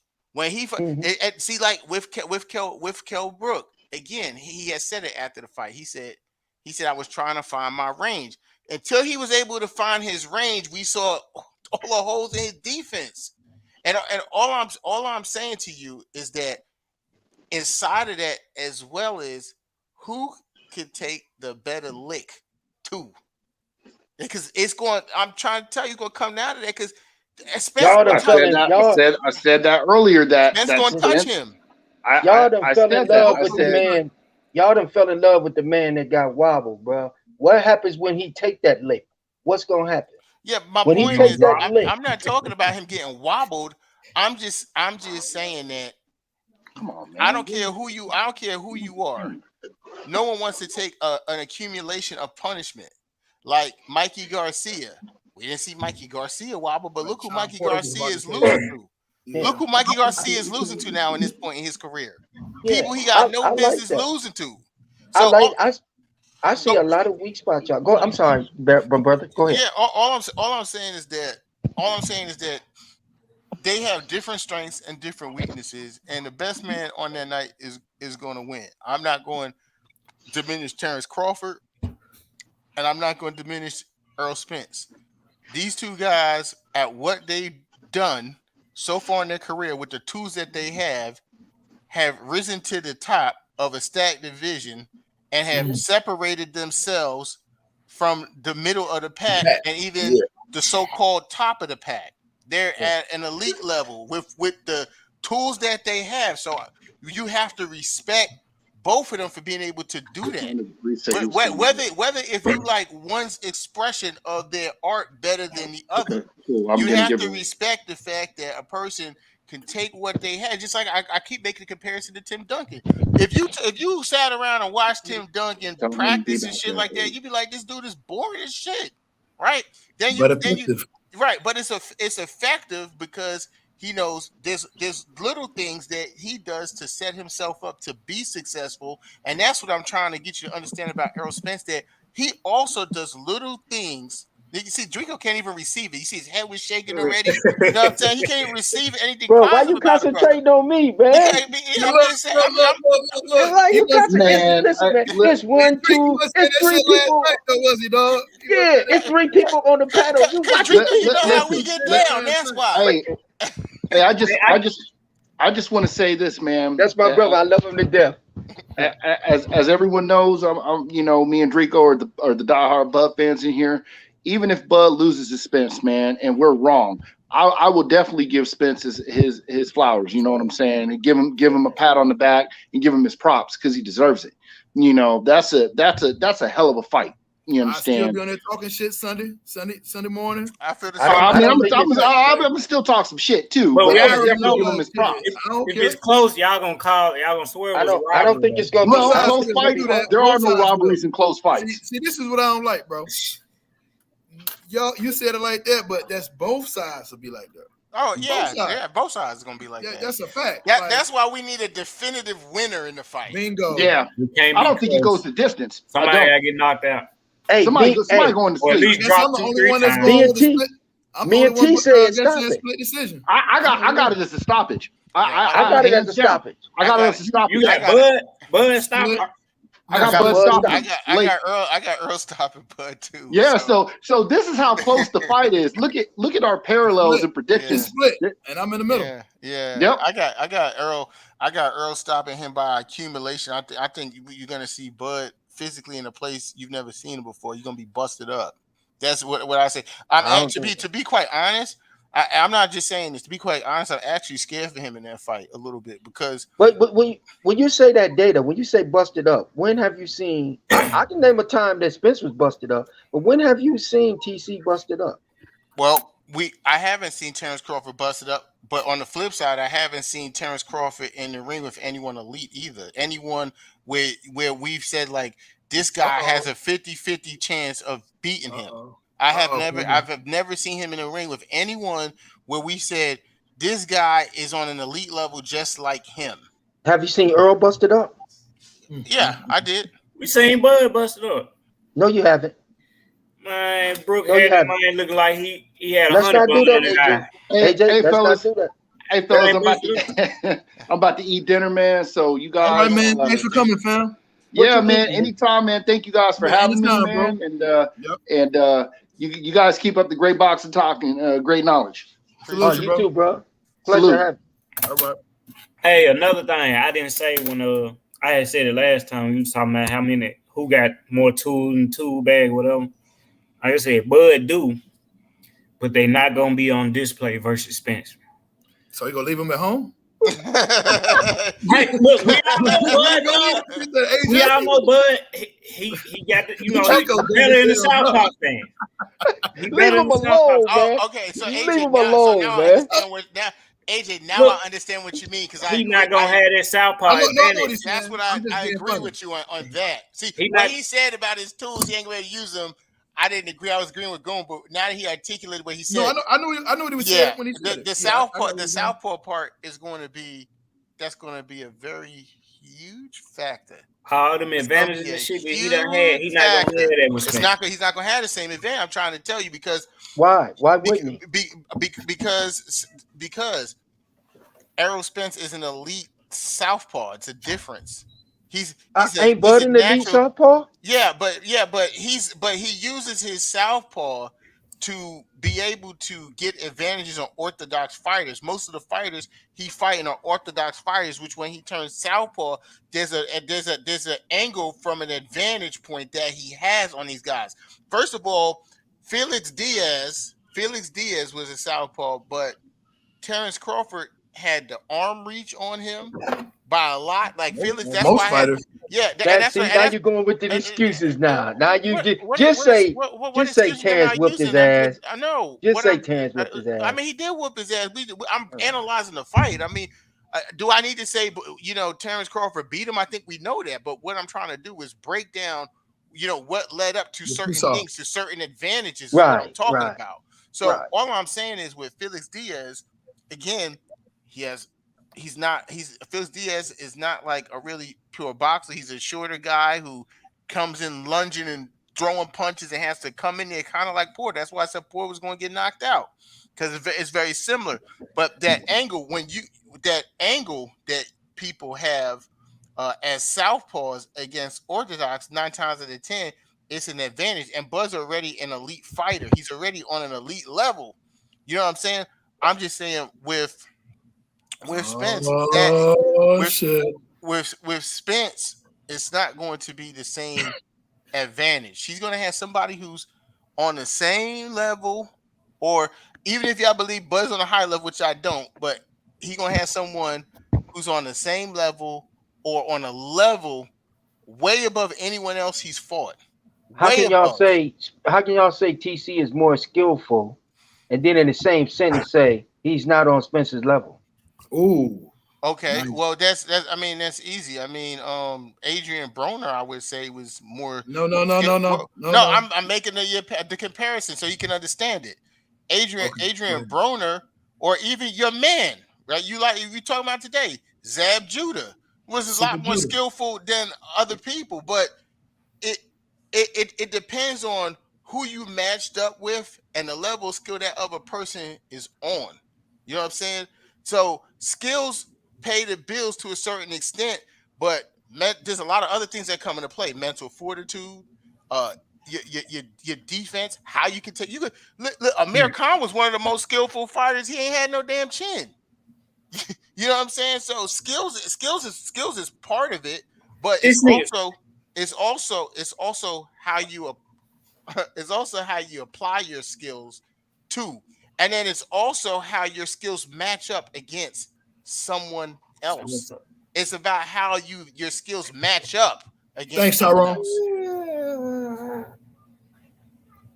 I can respect that. I can respect my brother. I just think they skills don't match up. I don't think I agree with my man T when he said Spence. I mean TC out checks uh Earl 7-3.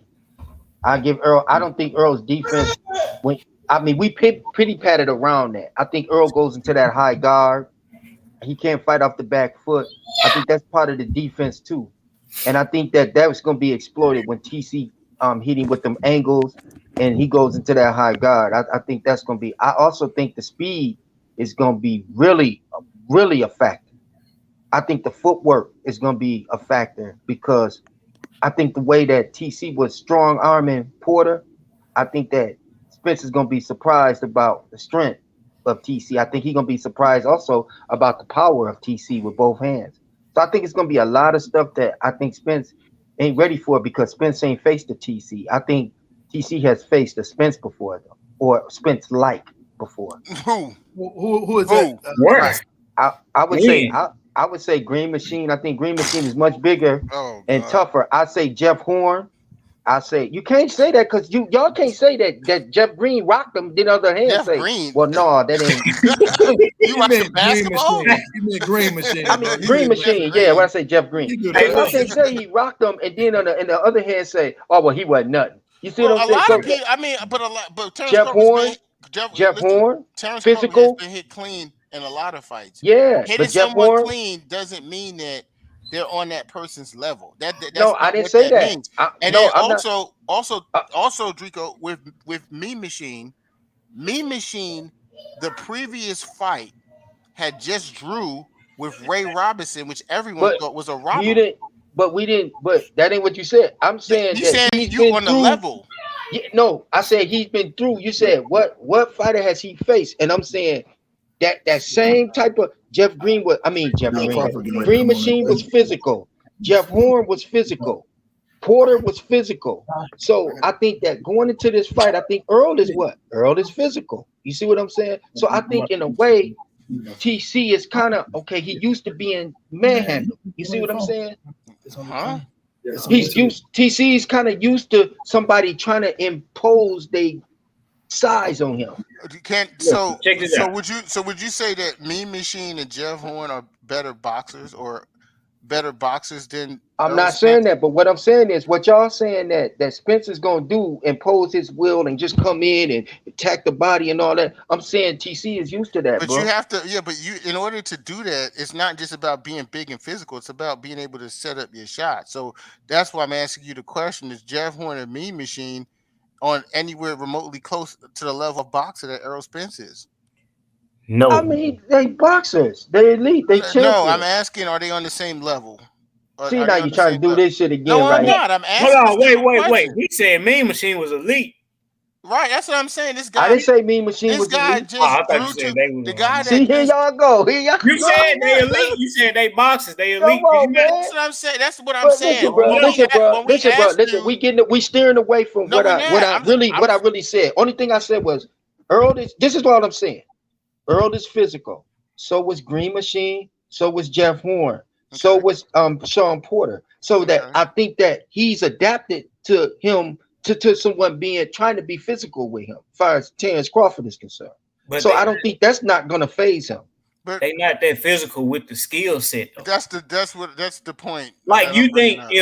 I got if you. I Spence feel you, bro. I if feel you. Spence They ain't nowhere near close. And back to answer Kwame's question, no, they don't have the skill Yeah, set right, of Earl but that Spence. was the question when we Yeah, said the question no, they initially don't. was you said Terrence Crawford has seen Earl Spence and we said who and then you said Mean Machine and Horn. So then Yeah, when I mean, but as so far the as the way that we physical asking part, you, as far as the well, physical part. But listen, y'all trying to get technical.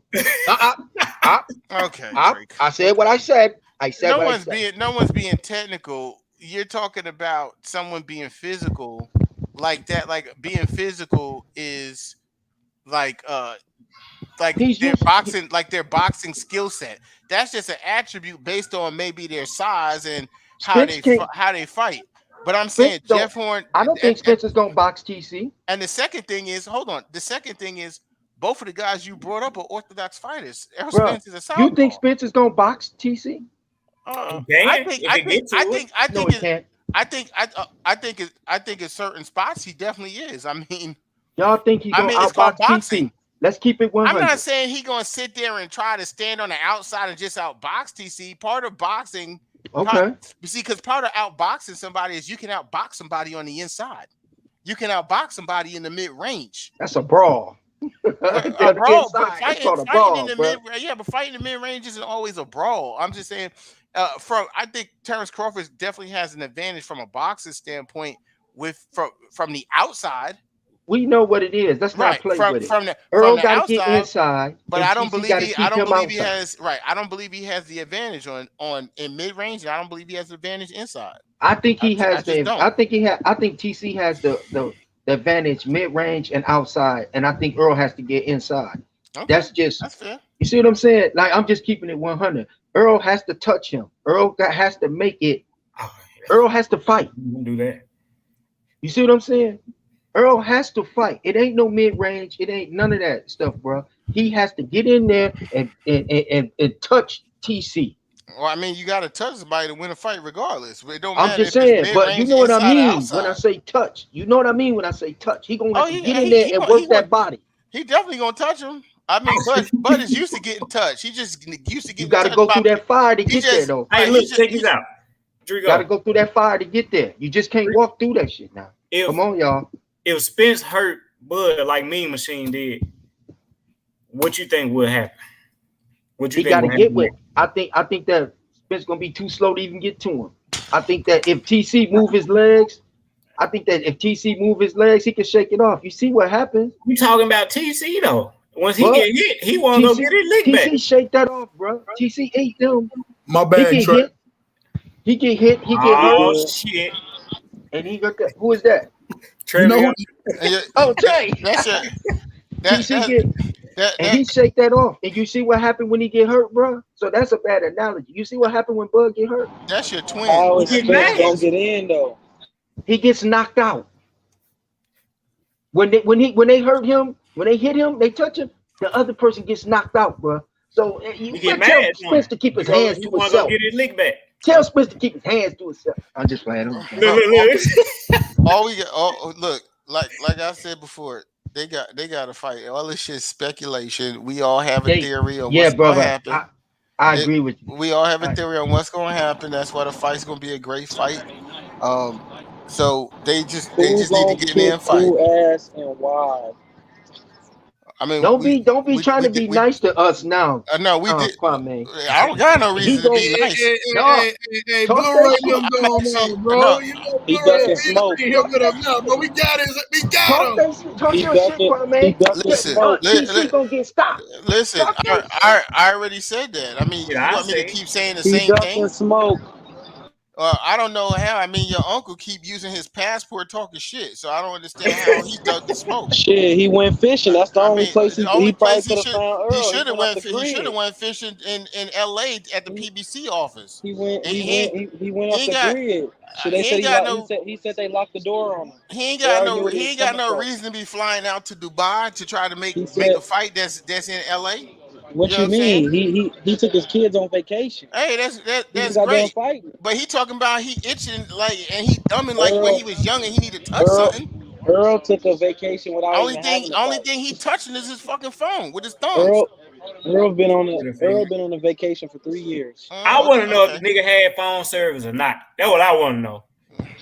No, Wait, I hold still up. ain't talked to her. I still been texting He her. say Spence been on vacation for 3 years. Yeah. Man, 3 Even though years. Hey, even though he fought last year, this month, last hey, year, he been on hey, vacation for 3 Drico. years. He's so mad that Bud went to go try to find Spence in one of the biggest oceans there is. Shit, he couldn't find him nowhere else. You know, Where else is the Hey, sharks at? yeah, that's Right. smoke and Where the mirrors. big fish is at? I'm gonna tell you what I'm mad about. I'm gonna tell you exactly what I'm mad about. I'm mad that Bob Aaron talked shit to your uncle like that, and he wound up going right back to a top ranked fight right away. I'm a What little top mad ranked about fight? that. He was See Bob just again. Aaron, said Bob he was Aaron just can't had. Hey, whoop TC though. hey, I mean, see, the nigga's hey, see, 90, look, bro. I mean, you have to. I mean, I know hey, that's the level of competition you want him to fight as a That's what 90-year-old. that's Drico, what it's all about, right Drico, there. Drico. See this Yeah. again. People don't even know what they talking about. They keep talking about Josh Taylor. That they ain't even been mentioned to him. I'm not talking about Like, Josh Taylor. I'm talking like they about the ain't even fight. been mentioned to him. Who the young boy that just fought this weekend? Who? The young boy He that went to just yeah, Lomachenko Comey fight. yeah. I'm thinking about, but Keyshawn Davis. yeah, that's what I'm thinking about. Yeah. Keyshawn What Davis. That's what about I'm thinking about. Keyshawn? No, What about Keyshawn? I'm just saying that he was. Keyshawn came to the winning team. Listen, look, that's great. That's great. Y'all think he's on the winning team because from what I saw, it's not a win when someone can't deliver you a fight. You know what I'm saying? So I don't. I What you mean, mean? we see the same thing Top from rank, Bob Arum top all the top time rank, with black top rank fighters. is good at bringing up fighters. Why you think Shakur over there? Why you think Keyshawn over there? Yeah, Why you think but yeah, Teofimo over there? your He's It's an good uncle at got average bringing up weight your on uncle fighters. all of got them. 38 fights. He's past the point of being brung up. Yeah, That's all they can that's do is bring him up. listen though. That's cool, but at a certain point, at a certain point, top rank when you starting off, that's a good promotional coming for young fighters until they get to a certain level. I guess. I mean, I So guess. you don't see nobody going to PBC that young. I guess. You don't see nobody going to I get bet. trained by Derrick James that young. I bet you if Shakur Stevenson was at PBC, be fighting on pay-per-view. I bet you that. I Bro, bet you that. I bet you that. stop it, I stop it, bet you Shakur Stevenson at PBC, he'd be fighting. He'd be fighting on pay-per-view. I bet you bro, that. stop it. That Okay. man's PBC already a about to two-time world PBC champion about to at tank, bro. 23. Oh, I know. I Like, know. come on, bro. Of course. I mean, At look the at end of the day, Shakur at the end of the Stevenson. day, after Tank lose, Shakur Stevenson after can't Tank even lose, get a who do fight. PBC got? Shakur Stevenson can't even get a fight with Oscar Valdez, right? The only He person just that Bob fought. Arum, the only person that Bob Arum will put Shakur Stevenson against is another black fighter to take his He belt, and just Jamel he Herring. just fought. He just fought. Yeah, He Jamel just fought. Herring, another That's black, cool. he gonna match him up with another black fighter so he can take his belt. Hey, Hey, That's tell what that's he gonna tell cool. do. tell It's a Keyshawn, business. tell Keyshawn keep winning. We gotta So, add And with his so, really, name on. and really, Oscar you said Valdez, what? Oscar Valdez, who was at the top of the sanction about who's a champion, and Shakur is up there too. Why is it not the business for him to fight Oscar Valdez? Because he don't want Shakur to fuck up the money. Hey, He but the don't want thing about Shakur it to is, fuck up the Spanish money coming from but Oscar the Valdez. thing, about it is that with Shakur, really, who was behind getting him that fight was Jay Prince. Jay Prince, the one who really got him the fight. Mob ties, like, so it didn't really have nothing to do with Bob Arum. Bob Arum didn't even really, wasn't even gonna let the fight happen. Jay Prince, the one who pushed that shit. You know, he got all the power in the world.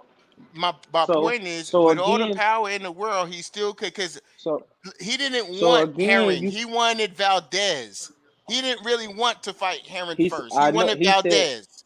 right, right, but he couldn't get Valdez And for that's my some point. So reason. we He can't skip he over that. couldn't get Valdez because Why? Valdez wasn't gonna fight him anyway. He Okay, already said he wasn't gonna fight him. that's interesting because when Bob wants you to fight somebody, you fight him. Bruh, if he's not no mandatory, then he's not gonna get that fight that he wants. So what you're saying Like basically? I'm saying that basically, if that motherfucker Valdez, like Bud right now, if just say if shit dude that you talking about want to fight Bud or whatever, Bud just fought his mandatory. That's why he's like, hey Spence, let's fight. Like, he don't have to, even if they try to say, no, you gonna fight this person. No, I just fought my mandatory. I at least gotta fight before I even fight my mandatory. So that's why Bud, like, shit, I'm a go, hey Spence, what's up? Let's go fight. Oog is busy. But then everybody else like, oh well, fight this person. He like, hell no, I just fought my mandatory, so why wouldn't I go and fight him? Okay, But Spence on the other hand, he gonna have if he don't fight no champion, he gonna have to fight his Mando. so I'll engage in that. I'll engage in that conversation, but I want to identify that you just moved the goalpost. We're going to talk about Bud and Spencer mandatory. What we was talking about was top rank being able to bring young fighters along and to shape their career. And what I'm saying to you, what I said to you was that with Shakur Stevenson, again, he's stifling him from getting fights. And the only fight that he want to give Shakur Stevenson of any meaning for a championship now is against another black fighter, is what I said. We went to So why are you trying Bud to make it and a race all thing that though? stuff because it is, and everyone knows it ain't me No, who it's said it. not. No, it is. It is. No, it's not. There's a pattern. When it, You like just y'all said it say, was a when it looked business, like a right? duck, and that's what you know. I'm gonna tell you something. That's the biggest weakness in y'all team is that y'all are afraid to identify that. You guys are Identify afraid to what? identify that Bob Arum does not promote Bruh, black fighters and does bruh, not put listen, black fighters in the listen. best possible position You once got they a get to a problem. certain level. You got a personal problem with Bob Arum. So I that don't shit that know you him talking on. personally. I I'm have an just saying, opinion on him. like with your own thing, you got a imaginary like Like that you know Bob Arum, so you got a No, personal no, no. Y'all personal can't kind say of nothing problem with about him. Bob Aaron because he's done so much for y'all. I can say something because I don't got no tie to him. Okay. And the fact of the matter is, everyone knows that there's a no black fighter thing going on in boxing, whether you like it or not.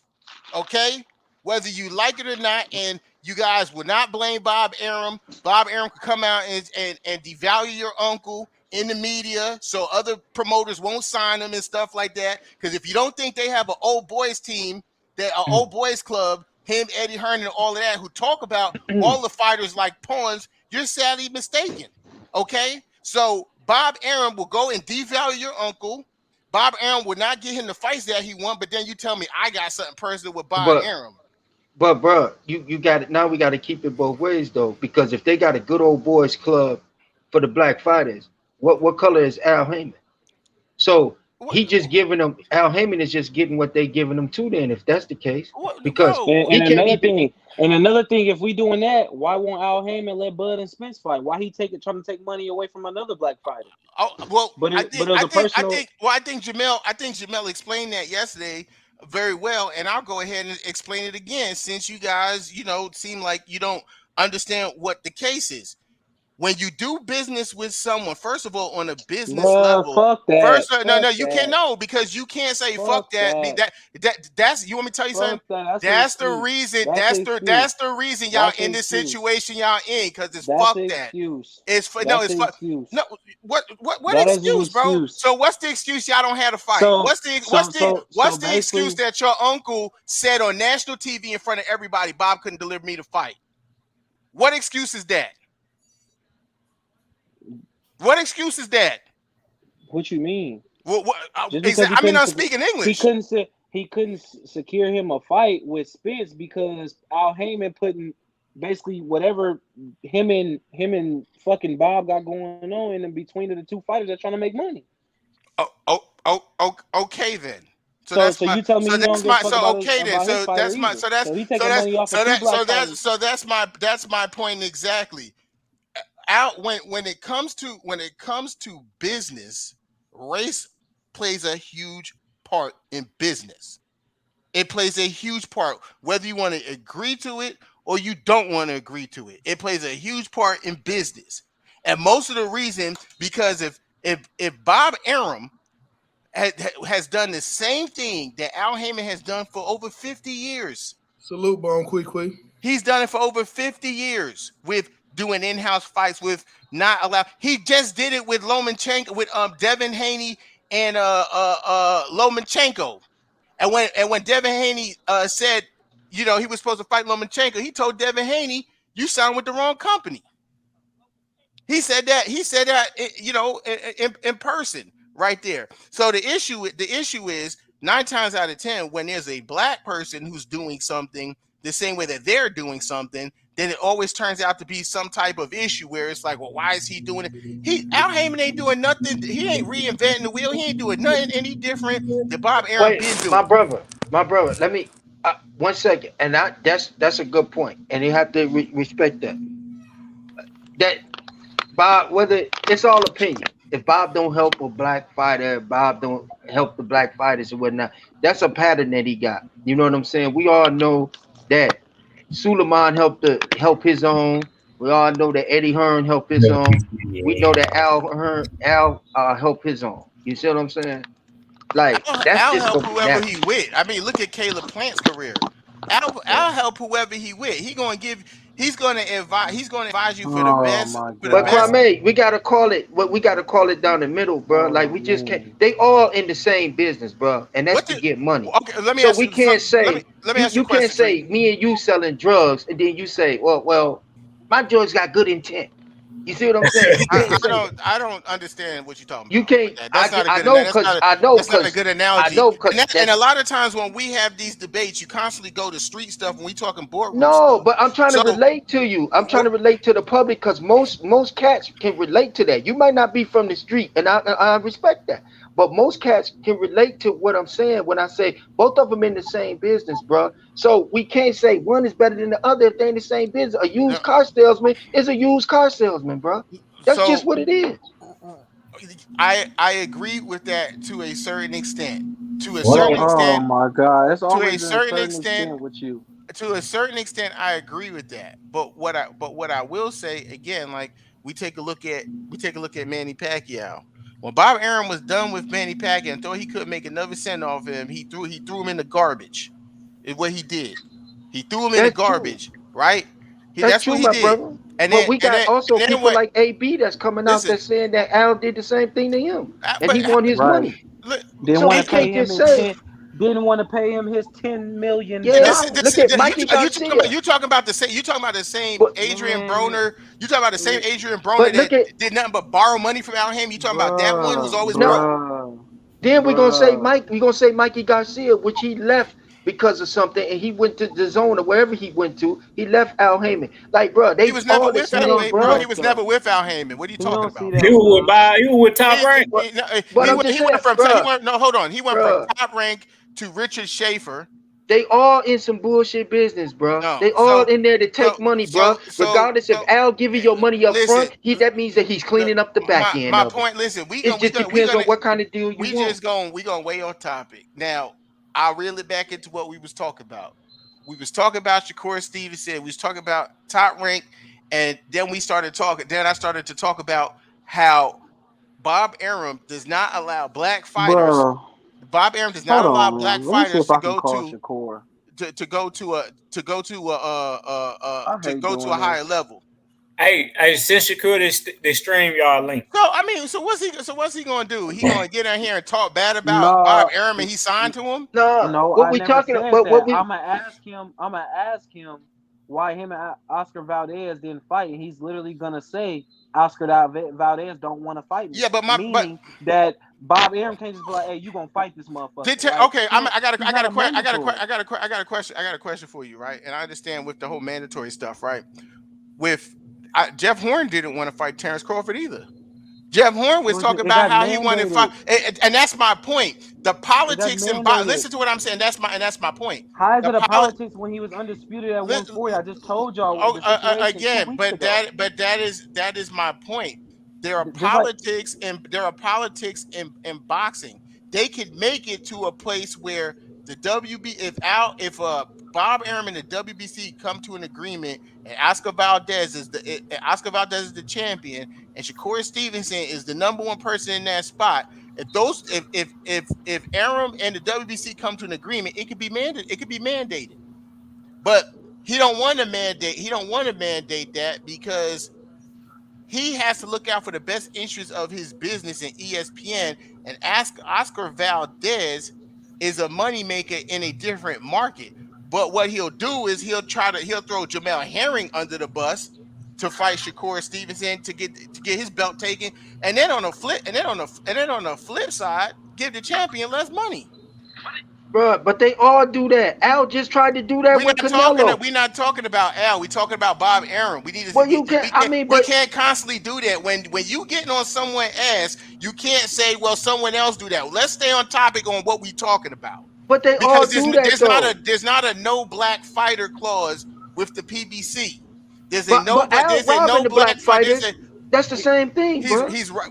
I haven't heard one fighter Which say one? he been Okay, robbed. just because Al doing it is cool, because Al No black one and said Al. that. No I one got said you. that. But what It's fighters cool. come out and said they've been robbed by Al Heyman? Who? I just told you. Who? You shot it Adrian? down. You say AB. I Adrian told you Broner? AB. You say Adrian Broner ain't. I say okay. That's what it is. Adrian Broner is in the fight game right now just to be fighting because he's been very frivolous with money. Listen, bro. I'm just saying this, bro. We really can't get into who them. They in it to make money, bro. Period. Al is in that game to make Well, money. Bob is in that game to make money, and that's just what it is, and that's just how we gotta leave it, bro. yeah, We can't down. Al Bob does have but Bob did put on some hell of a shows. Thriller in Manila, he got all of that shit under his belt. Al really can't even compare. yeah, Honestly, to tell the truth. we're talking about again. So we stay on topic. Is the no black fighter thing going on in boxing?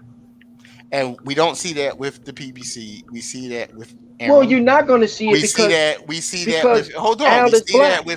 We see that. Okay then. So you can't see it with them. But what he's doing the Okay same then. thing as Bob is, but he's just black, bro. He's not blocking out white fighters because the point is, again, you saying you can't see that with Al because he's black, but what Trayvon's bringing up is that Al Heyman was blocking his uncle from making money, and his uncle's isn't he black? That's true. Okay then. So it has nothing to do with Al Heyman blocking his uncle. It has to do with Bob Arum and Al Heyman having a problem. That's what it's from. If you business partners with a fighter, why would you want to take money off his plate because you got a problem with the other promoter? Well, what do you mean? You know this is gonna be the biggest payday of his career. Okay, has your uncle ever spoke to Al Heyman?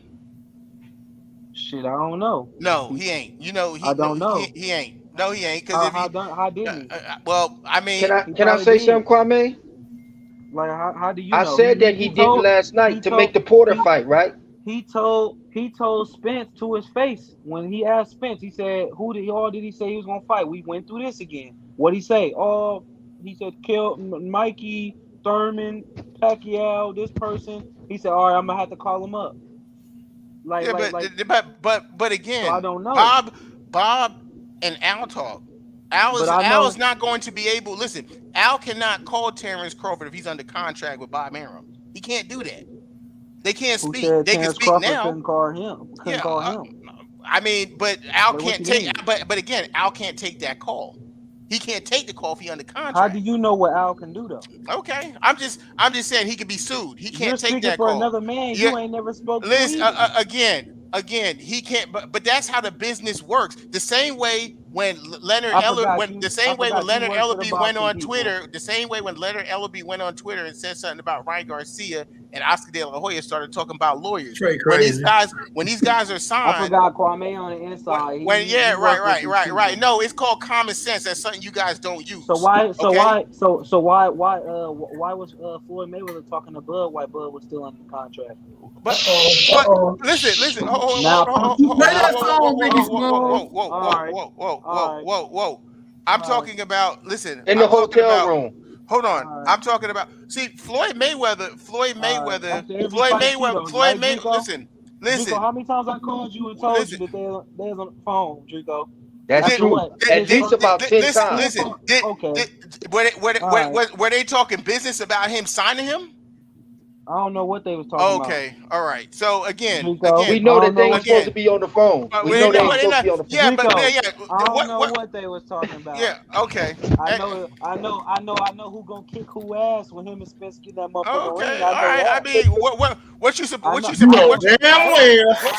say? Oh, my uncle's gonna lose. Hey, I know that answer that I got from my source. Well, look, like I said. Well, if that's the case. I know TDE answer. Listen, if that's the case, right? Then tell your uncle to make real moves and stop using his thumbs to call Spence out. He talked to the boss. But when Floyd the boss. Hold on though. But when Spence was using his thumbs, it was fine though. About what? What did he say? No, hold on. What did he say about? I was trying to say that yesterday on his show, bro. What did he say? What did he say on Twitter? What did he say on Twitter about making the fight? When Spence was always talking shit on Twitter because What did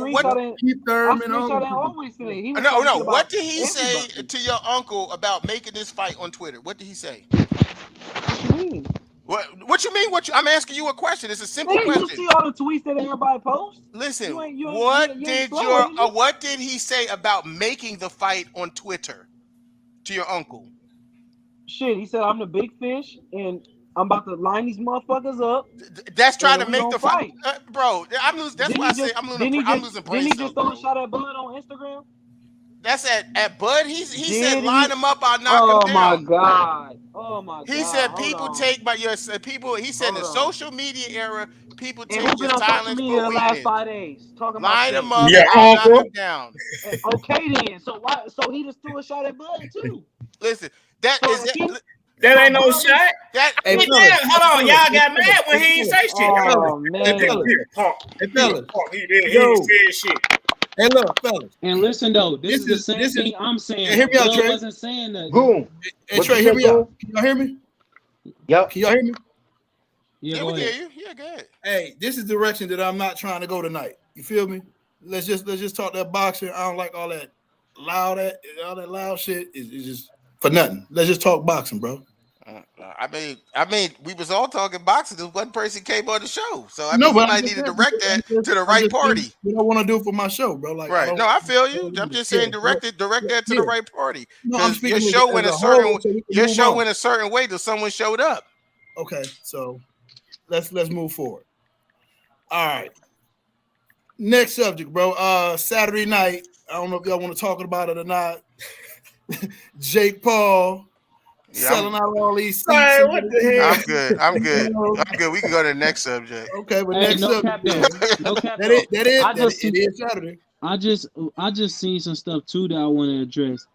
Go ahead. What's up with Jamel Charlo talking about, oh, I'll take 50-50 with Bud and fight him? Like he trying to interfere with his buddy Money or something? Man, you know Fanon be lying. I think Fanon posted that shit. I can't That believe motherfucker be lying, man. I used All the to time. I I don't know. I unsubscribed from just seen Fanon. it. I did Yeah, too. I just seen it. That I will be lying his ass I off. unsubscribed from Fanon. I unsubscribed. Like Drico was called me the other day and was like, after we had Bomaker the show, he was like, "Yo, I woke up in the morning. Fanon was talking about, what happened on the show, and then I go watch it, and this shit is super inaccurate. Like you don't even know what the fuck he talking about." So you just heard it from somebody else, you think? Yeah. He saw. So basically, I guess he saw something from somewhere, and then he came up with a title and a soundbite. Like I used to clock it to Fanon, and then I realized as of lately, like the LDBC stopped messing with him, and then his information it's not accurate. It's not. It ain't accurate. So it's tough for me. I don't unsubscribe from people like that. Draco. I hear you. Oh, what is that? What is that? The person he's obsessed with. Oh, that face. Hey man, I was just scrolling. Look, I'm just scrolling. Yeah, that face, man. Hey, no, That's on some real life stuff though. I heard Tank only sold like 80,000 pay-per-view lives or something like that. Some shit. yeah. It depends. Mine Steven Espinosa, I don't think he got a reason. Like he said, he did more than that. Boom, quickly, I tried. You see how Floyd spun it? Floyd said everybody was streaming it. Oh, we said that Man, about ain't Bud. nobody want to watch. Don't know. Everybody wanted to see Rolly, bro. Yeah. I'm not paying that. That's We true. want to see Rolly, and Yeah, 'cause Al there was a always build-up doing for that. Right, PBC it was a build-up always for it. doing that. Like they tried to do Canelo, bro. They tried to pull Plant out. Al tried to slide that little clause in there, and Canelo said, "No, if I don't fight Plant, I get to pick who I want to fight. I'm fighting Plant because Al was gonna try to 2-for-1 him. Al was gonna say, okay, you fight this replacement. I'm gonna give this replacement a shot at the title, and then you're gonna beat him, and then we're gonna get Plant on the flip side. You see what I'm saying? Come on, man. PBC be doing some shady shit, man. Al be doing. Did he even refund y'all about y'all tickets for the who was that for Spence and Manny? Did anybody get their refund up? You I know ain't they buying didn't. that. You know they didn't. But they I wasn't ain't gonna buying no talk about tickets. that. They wasn't gonna talk about that. You know they didn't. Don't even worry about it. Yeah. Leave it alone. So yeah, so you know what I'm saying. But I respect the game, man. But you know what I'm saying, like it's just messed up, man. We just got a product. We got to stick standing firm as far as being the fans. We got to stay out of their pockets and just be fans and say, listen, we want this fight. We want this product right here, or else we're not buying it. As a consumer, you see what I'm saying? Yeah, Tank did 90,000 because we don't want that. The next fight y'all pull, the next trick y'all pull, it's gonna be less because we tired of you getting up there, Floyd, saying I made 300 million. I robbed the bank, bro. You throwing that in our face, bro. People tired of that, bro. They tired of PBC. Floyd is turning them away from PBC, bro. You know what I'm saying? By saying little PBC stuff like fighters that. getting paid too much Floyd money. is PBC. Yeah, Floyd is He about to PBC. change up That's their the boss. pay. Yeah. Yeah. Hey, what y'all think is next for Tony Harrison? I know he want that book. I hit him up the other day. I think that We got a Charlo fight should have coming fought him up. again. He gave Charlo another shot when he didn't need to fight him. Yeah, He might be I getting think paid so. for it. But see, listen, bro, and I'm from the D. Tony don't deserve that rematch right now with Charlo for the mere fact of the last fight that he had. Yeah, And I'm he didn't keeping look it a right. Band-Aid. Yeah, he didn't look right that Shit, last he was fight. winning to me. Goon. Yeah, He go was ahead. winning that fight, y'all. Which He one? made one Get that mistake. No. goofball. We I'm look not talking like about that it. fight. He wasn't on the cards though. No, If you go look Drinko, at I'm the not talking cards. about that fight. I'm talking about his last fight that he just fought. Right. Oh, okay, Yeah. Oh. Now that fight, you're right. In my opinion, he was up, but they had him down bad, so they're gonna rob him anyway. But he Right. was out beating the shit out of Charlo. Right. Well, he was out boxing. I don't know about beating the shit out of him, but he was I said definitely. outboxing the shit out of Oh, Charlo. Coached by Derek yeah. James. Yeah. He was definitely. I was shocked to see that the cars he was up on the cars too. But it didn't have to go to the cars, so none of that Yeah, matters. none You of know what it I'm matters. saying? It don't Hey, matter. He ain't say nothing. He who got knocked out. That's it. who fights Well, I under mean, Man I Down was mad as hell Promotions? that night. I remember you hit me up like, I heard man, Odu got robbed under Spence and them camp. Who? His fighter. Is that the only fighter he got under? Frank Martin. He Is fight that on the fighter? first. No, you talking about? Is it Burley? It's one of them. They got robbed under that car. They said everybody's talking about he really won or something. I think. Oh, Burley Brooks. That you talking about? Yeah. That's what you talking about. How many fighters do we got under him? I I don't thought know. he only had Marcus, Frank Martin, Spence, and shit. It's somebody else. Burley. There's another Rashidi. Oh yeah, Jamel. Well, no, I think. Trey, are you asking about who's under Spence's man Under down? Man Down. Yeah, under Man Down. Yeah, No. I think it's Frank Martin, Yeah. Burley Brooks, Rashidi something. Uh, I don't know the rest of them, but yeah, that's all I know. I don't know them all. I'd have to look it up. Yeah, I remember they were saying some dude got robbed on the undercard. I forgot. Yeah, it was Burley. He had lost a fight before that, and then he came back and basically he did a lot better in that fight, but he lost, and they felt like he was robbed. So Burley Brooks. Yeah, He ain't fought since August. yeah, but he lost, right? Yeah. No, it was a draw. He lost. He lost to the same dude, and then they fought again. It was a draw. That was back in August, though. I guess it was a draw. Oh, because the one that he lost. Yeah. Then I guess they ran it back. They ran it back, and it was a draw. Okay, all right. I thought they said that. Oh, you're right. That's right. It was a draw. You're right. I thought you were talking about recently. Yeah. Well, when he lost, it was a loss. That wasn't a robbery. Yeah. He thought he was gonna get. He thought he was going to get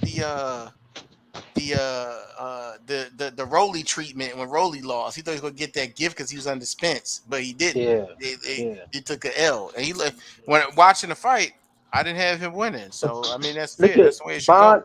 Bond QQ said, "What we think about the Usyk? You think Usyk can beat Fury?" Man, well, that's gonna be some good shit there. Yeah, it's gonna be a good one. I don't know, man. Fury he might just be too damn big, man. Too big, yeah. That's a huge motherfucker that move like that, man. That shit don't even make no sense. How limber he is, and he could. I mean, he could fight. Fury could fight, man. Yeah, that's tough. And now he fight like his footwork and shit look like he way smaller fighter. Like right, exactly. That's what the problem is. Yeah, really the problem. He had the same thing. I think he had the same thing now that Haney got. Haney don't need to do nothing else, man. He need to work on that technique so he can increase his power. That's all Haney need to do. Devin Haney gonna be in trouble with them top guys if he can't hurt them. Yep. Yeah. They gonna walk through him. Big trouble. That's a fact. He gonna try his jab so good. Tio gonna destroy him. His jab so good it's gonna keep motherfuckers off of him. But I feel like when he throw that right hand, he always duck, and that right motherfucker gonna throw that. Tio gonna Ichabod Crane that dude, man. I know the way he did against Kambosos. Kambosos was tough, bro. Kambosos was tough though. We can't take nothing away from Kambosos. That dude came in tough, bro.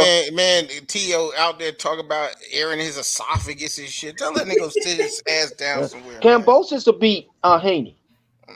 Kambosos will fuck around and beat Haney. That's not an easy fight for Haney. I don't know. It's not an easy fight, but I don't know if I pick him over Haney though. What does he have to keep Kambosos off him? What does I Haney mean, have? Kambosos ain't no huge puncher. I think again, the thing is Teofimo Lopez. The reason Tio didn't win that fight to me is he didn't use his jab. He went in there gunslinging. Devin Haney's disciplined. Devin Haney got that range. He gonna use that jab. He gonna use that stick. Man, I just think Kambosos is gonna run through him, man. I think Kambosos is gonna have to fight because Kambosos is gonna be there to hit. That's all I'm gonna say. Okay, I mean, I think Tio knocks Haney out though. I think you saying that because Devin Haney and Teofimo Lopez are rivals and Kambosos beat Tio. So now you want to say because I don't like Kambosos because he beat my boy. Right, So but I'm not you don't saying like that 'cause of Haney. that. You don't like Haney worse because you got Tio knocking him out. So since Tio lost to Kambosos, now you got Kambosos beating Haney. Ask AJ, who you got winning? Who I got winning? Who? Which one? Haney or Tio? Tio. Okay. I mean that's fair. See what I'm saying? But we was talking about Haney and Kambosos, not Haney and Tio. I think Kambosos will give it to Haney. That's not an easy. AJ, who you got? Haney or Kambosos? Man, just based on his last performance, I got Devin Haney. I got that jab is gonna be a problem, man. That jab is gonna. I don't See, I could respect Tio because Tio got that one hitter quitter and could hurt you, but that's not what Kambosos got. That's what will beat Tio. But Kambosos walked through that one hitter quitter because Tio was hitting him. Man, why? Tio was hitting him. Surprised the shit out of me. I wasn't expecting that because he was so damn little compared to. Hey man, we've been out here. We've been cooking for 3.5. Y'all got some closing words? Yeah. I love y'all niggas, man. I love y'all niggas, B. You know, so that's my closing words. That's my boy, man. That's my boy. Oh, go ahead. I'm sorry, Kwame. Oh no, that's my closing words. I'm going back to New York. Camera, paid it for. I love y'all niggas, B. Hey, I got one more thing though. Go ahead. What the fuck is Kambosos finna do, man? I done heard him over here. I done heard him over here. I done heard him finna fight Loma. He went from me and Devin Haney gonna do this to all kind of shit. What the fuck is he finna do? I think he gonna fight Devin Haney because he's fucking with Eddie Hearn with the zone and Devin Haney's with the zone. I think that's the one they're gonna try to make because, to be quite honest, in Drico's favor of this is, to me, I think Devin Haney is the less of a threat in terms of they don't believe he's gonna be able to knock him out. So it's like Kambosos is a very active fighter. He's gonna throw a lot of punches too. So I think that's the one that makes the most sense. I don't see Eddie Hearn turning Kambosos over to Lomachenko so Bob Arum could go run and go get all those belts because he who has the belts hold the power. Okay, that's what's up. I agree with that. With the belts hold the power for sure. You got Bob Arum talking about the WBO finna mandate him and Loma. Bobby manipulating the shit out that WBO, man. Next thing you know, he gonna watch this show. He gonna make Drico my WBO mandatory. You know what I'm saying? Bob got that money. Yeah, man, I appreciate you, man, for having me on the show, man. Man, if y'all out there, man, like, share, and subscribe. We cooking, man. We have fun on here. It might get heated at times, man, but we are brothers. And I always say this: at the end of the day, you might see us on Facebook going at it. You might see us going at it on here, but we all talk to each other behind the scenes. Me and AJ, we inbox. You know what I'm saying? He get on my head, I get back on him. Goon, we talk every day. You know what I'm saying? Me and Travion, we do it. We ain't talked in a minute. It's been about a couple weeks. But you know, we keep in contact, man, and it's all love between us. I want y'all to realize in the chat, it's all boxing. We all passionate about this boxing thing, bro. And we ain't enemies, and we gonna see each other at one of these fights, and we gonna get toasted, and we gonna enjoy this fight. You know what I'm saying? Yeah, we all got link up, man. When Spence whoop Bud ass. You hear me, Travion? Oh, you better hope it happens because I'm gonna ride you all night and go the other way, dog. I just need everybody to go get under that post and tell them to fight Crawford, man. We ready. We stay ready, so we ain't gotta get ready. That man in Dubai still working out on vacation with his kids. That's hey, look, I I got a question for you because you know you're a little closer to this shit than most of us. Don't give him too much though. Don't give him Nah, too nah, much. nah. I was just I finna ain't giving say, too have you much. heard anything of what Spence finna do next? Have I heard anything? Yeah, or like you heard the WBC finna mandate him and Virgil or Boots, or have you heard anything? Honestly, only thing I honestly heard, I heard that he when he was trying to get the Ugas fight or something like that, they told him like you got business to handle with Crawford or something like that. So I don't know if the WBC gonna make it mandated, or I don't know. Like I really don't know what's going on, but Bud ain't really said nothing to me about it.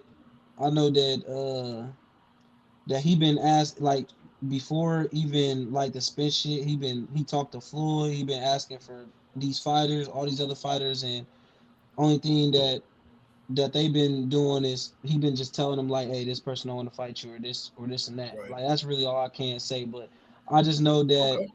that's the only thing I really heard about the spin situation. I did hear the rumor about the WBC mandating it, like trying to mandate it. I didn't hear it from Bud, so if I really don't hear it from Bud, I really don't say nothing. But he been on vacation for 2 weeks, but they said he Okay. been on the phone a lot, so that's why I Okay. really Mari's trying to get me Mo's trying to get me to have Bomac come on here, and I hit him up, but Yeah, he I got don't know with him. what he was doing. Yeah, he Yeah, I got don't with know him. what he was doing. So I think they got him on Facebook jail again. So we'll oh get him on yeah, here.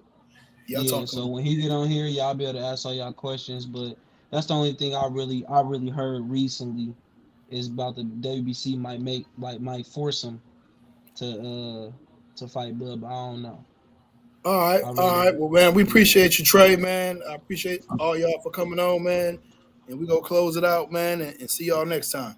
All All right. right.